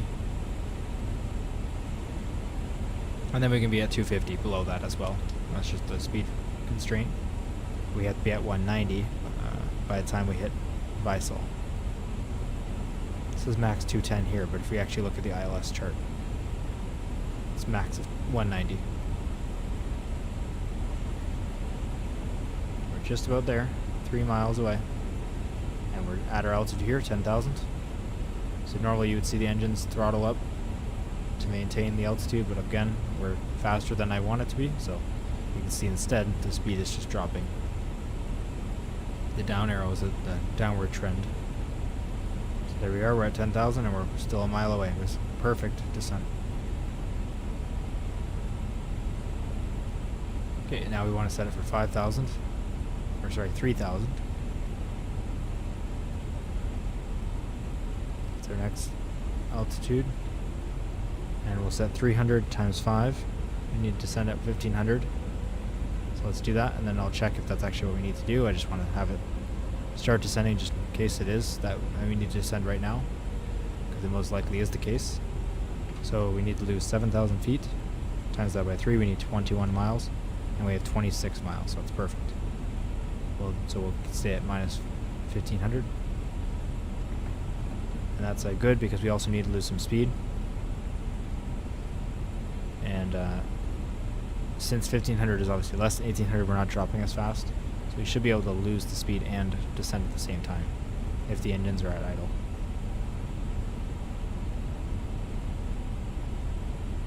Keep the speed for now as we descend, and once we get a bit closer, let's bring this into 40 miles. Once we get within 15 miles, I'll set the speed to 190. It's not using any thrust anyway. I'll set it now, since that means it won't drop. Okay, 190. Still going to focus on the vertical speed first. Let's do the quick calculation again to make sure everything's working. So 8,000 to 3,000, we need to lose 5,000, which takes 15 miles. So 8,000 to get to 3 is 5. Times that by 3 for a 3% glide slope, and you get 15. And we have 20 miles to do it. So that means we're good. And to keep the glide slope the same, we take the ground speed, 291 times 5, it's 1455. So 1,500 is the closest round number for minus 1,500 feet per minute. I know that's a couple of calculations, 2 or 3 in a row, but that's how you can keep yourself on a 3% glide slope manually.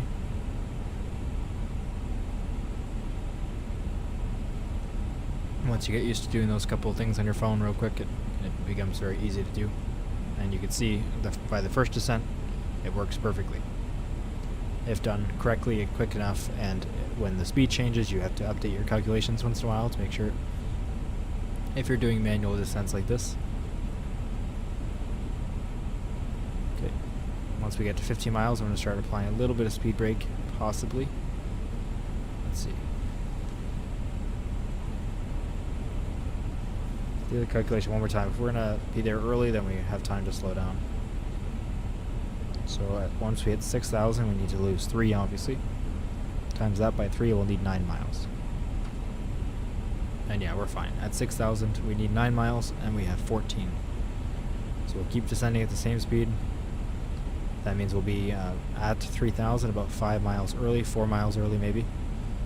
And so we'll be able to get down to 190 knots, no problem.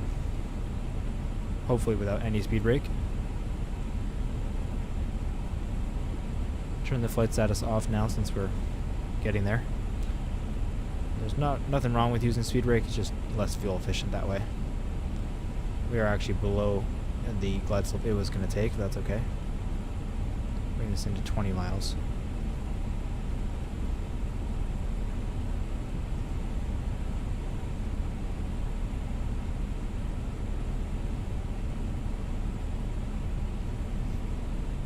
What are our flap speeds again?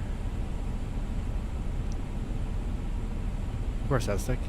Definitely did. These are V speeds. No, these are flap speeds. At 231 we can do 1 plus flaps, 1 plus F, which does slats as well as flats, which is the front part of your wing. Moves as well.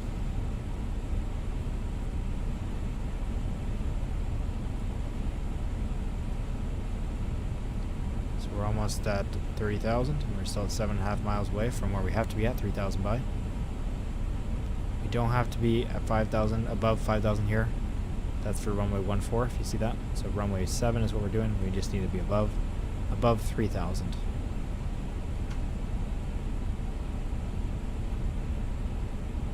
So we are going to be above 3,000. We're going to be right at it. So there we go, 3,000. We still have 5 miles to go, like I said. So now the engines will just stay at idle, and it's going to focus to getting that 190 knots. 2,500. You can see our flap speed here. Under 260, we can go to flaps 1. Once we hit 231, I'll go to flaps 1. Let's bring up our ILS chart now. Okay, let's go to flaps 1.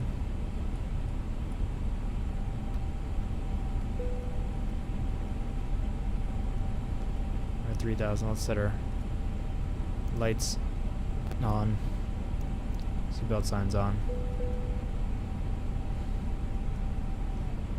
Still going down to 190. Let's arm the approach. Once we turn at Vissal, actually, once we turn there, then I'll arm the approach. Altitude 2, going to be at 219. Once we hit, we're below 200 knots, so let's go to flaps 2.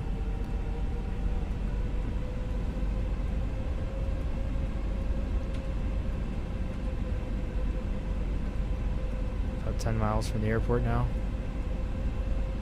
Turning at Vissal. Put the gear down. Great sound. Arm the approach.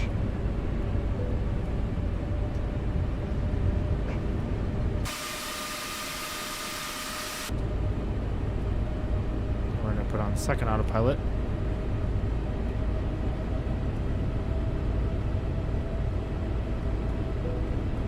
We're going to bring it down to 150 knots. Now, bring our range in here to 10 miles.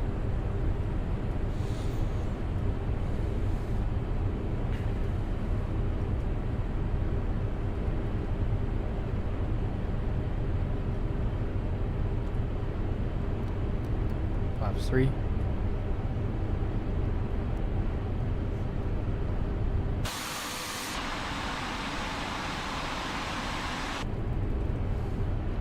flaps full. Auto brake on. Arming the spoilers.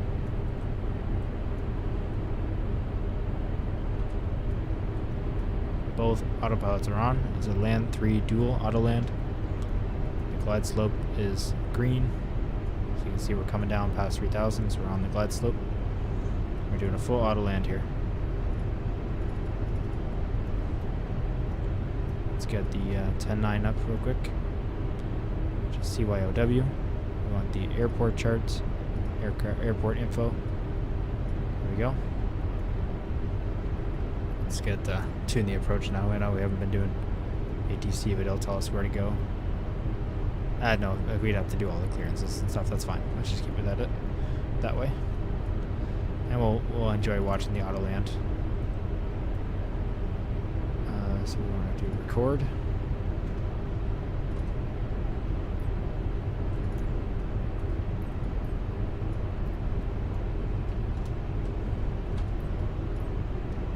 Never do that right. Never get the record to work. So in a complicated auto land, we see what the crosswind there. So taking off above us. Beautiful, beautiful plane.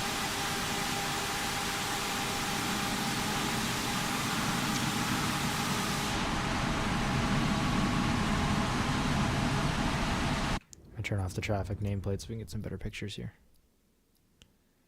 Let's go to online.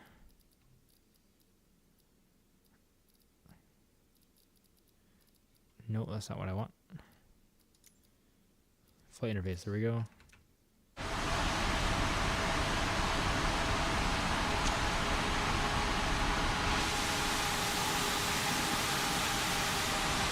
Okay, we are doing an auto land, but I want to pay attention to it. Know that when the callouts happen and when it flares.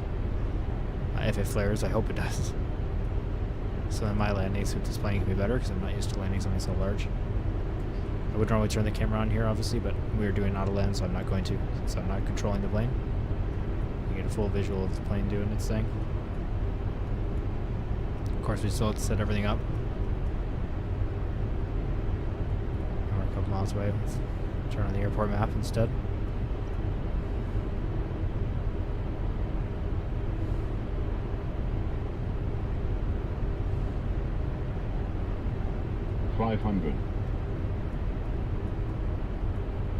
Nerve-wracking here. 400. 100 above.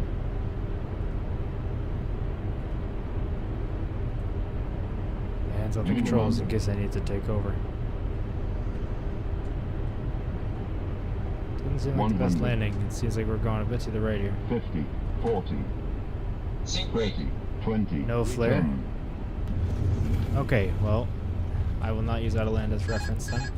I'm going to take over completely here. Reverse thrust. Auto brake off. Manually braking. Let's use the high-speed exit here. Turn the reverse thrust off.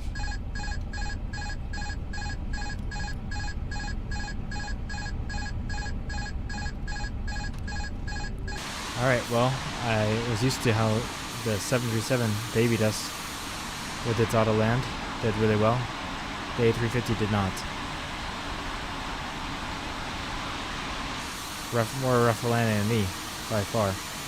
I landed far down the runway, but it was not rough at least. Wow, that was something else. Good to know. Let's disarm the spoilers. Flaps to nothing. Landing lights off. Taxi light. Let's go ahead and turn the APU master switch on. And let's start taxiing to a gate. Let's turn the APU on so I can start.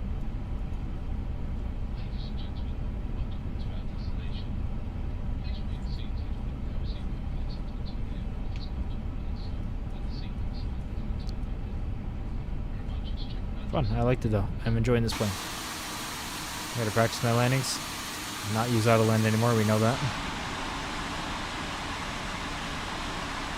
It wasn't great weather to be fair, but good enough where that shouldn't have happened. This is not where I want to go.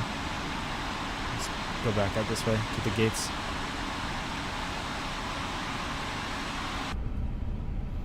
It's a huge beast. We love it.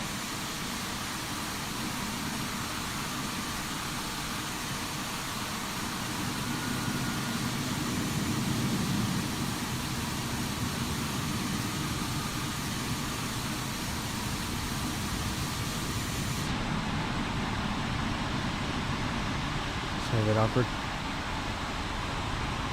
Getting over to that taxiway. Just ignore this part. You didn't see this.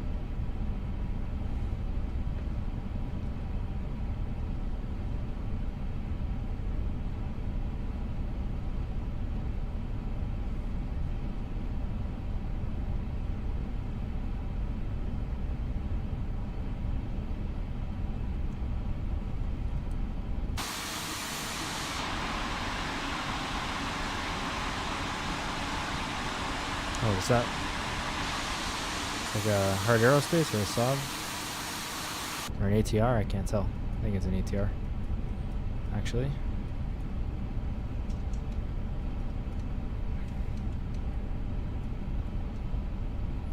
Any gates that are not taken? Possibly.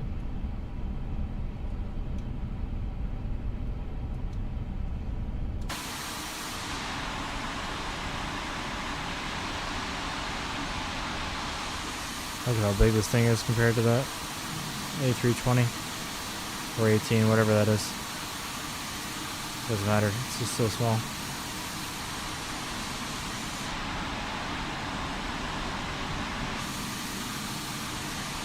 I'm excited to keep flying this thing and get more used to it.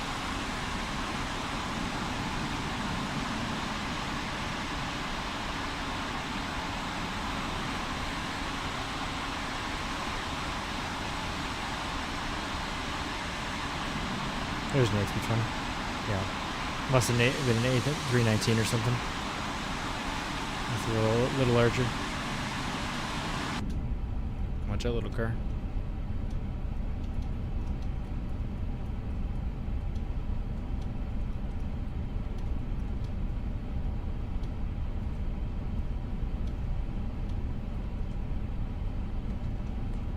And our APU is available. Let's turn the APU bleed on. And immediately we can shut down the engines here. We'll listen to that. Turn our nose light off. Seatbelt signs can go to auto.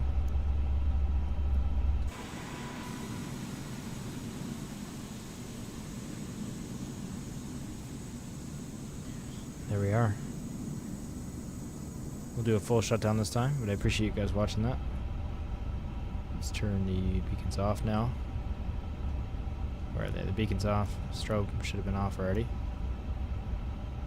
Local lights can stay. Go to off now. Nav lights off. We'll turn all the passenger lights off. Let's ask for the ground equipment to be hooked up. Let's get the ground power unit, chocks, ACU. Let's get all the cargo doors opened.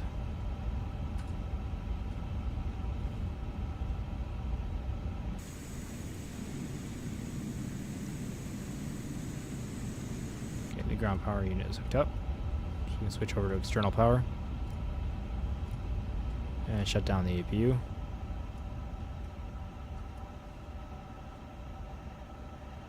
And let's go to the APU screen so we can see it wind down.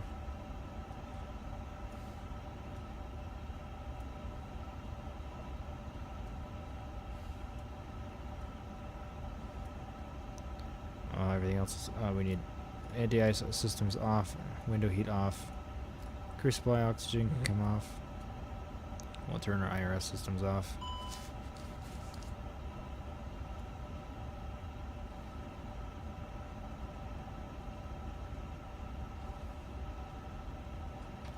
We'll reset the dials to where they should be. And we'll actually close all the cargo doors.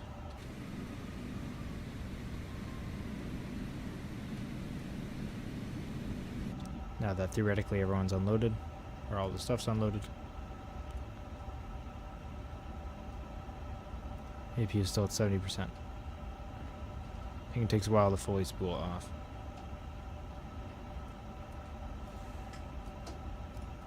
APU bleed off. Now they have the AC system hooked up.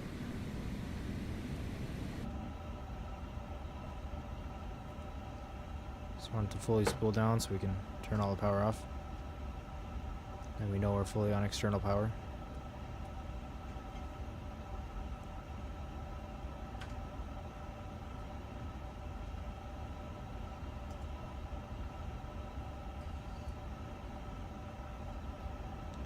And there we go. APU is fully shut down. Everything's on external power. So now we'll go ahead and turn off the external power and turn off our batteries. And everything was shut down. Appreciate you guys watching. We did 2 flights. Obviously, more of my streaming time was taken up than I thought. We had about 40 minutes of the game not working with this plane, and then about an hour where I had to fully reinstall everything. Then we were able to do some flying. We flew from Anchorage to Edmonton and then Toronto to Ottawa. So yeah, we got some things to improve. I got to work on my landings. Definitely not use Autoland anymore. But the plane is beautiful. Like, it looks great, works great, highly, highly detailed. So I'm very, very happy with it. I would definitely recommend it. Obviously, there's some bugs here and there. Still crashing the game once in a while. Not mid-flight, just when you do some things like end your flight and everything. Just look at the details, by the way. The liveries like change everything. They change the curtains, the screens, everything. Just looks great. But yeah, I would highly recommend the plane. It's obviously very expensive. If it's in your budget, then go for it. But it's individual, really, to say whether it's worth it for you. I believe it's 60 British pounds or euros. I'm not sure. And I know it's about $100 US, 117 Canadian or so. So yeah, it's an expensive plane, but I would say highly detailed, highly worth it. They've spent 4 to 5 years working on it, so I mean, you can't blame them for pricing how they did. And you do get the 1000 and the 900. They're only slightly different, but you do get both. But yeah, I appreciate you guys watching. I really, really do. Thanks for the donations as well. It's the couple people who donated. LPO2, I believe your name is. LPO2 and Nalvi. Appreciate it a lot. Definitely not required, but love the support. Alright, thanks guys. See ya. Oh, we're in a jetway.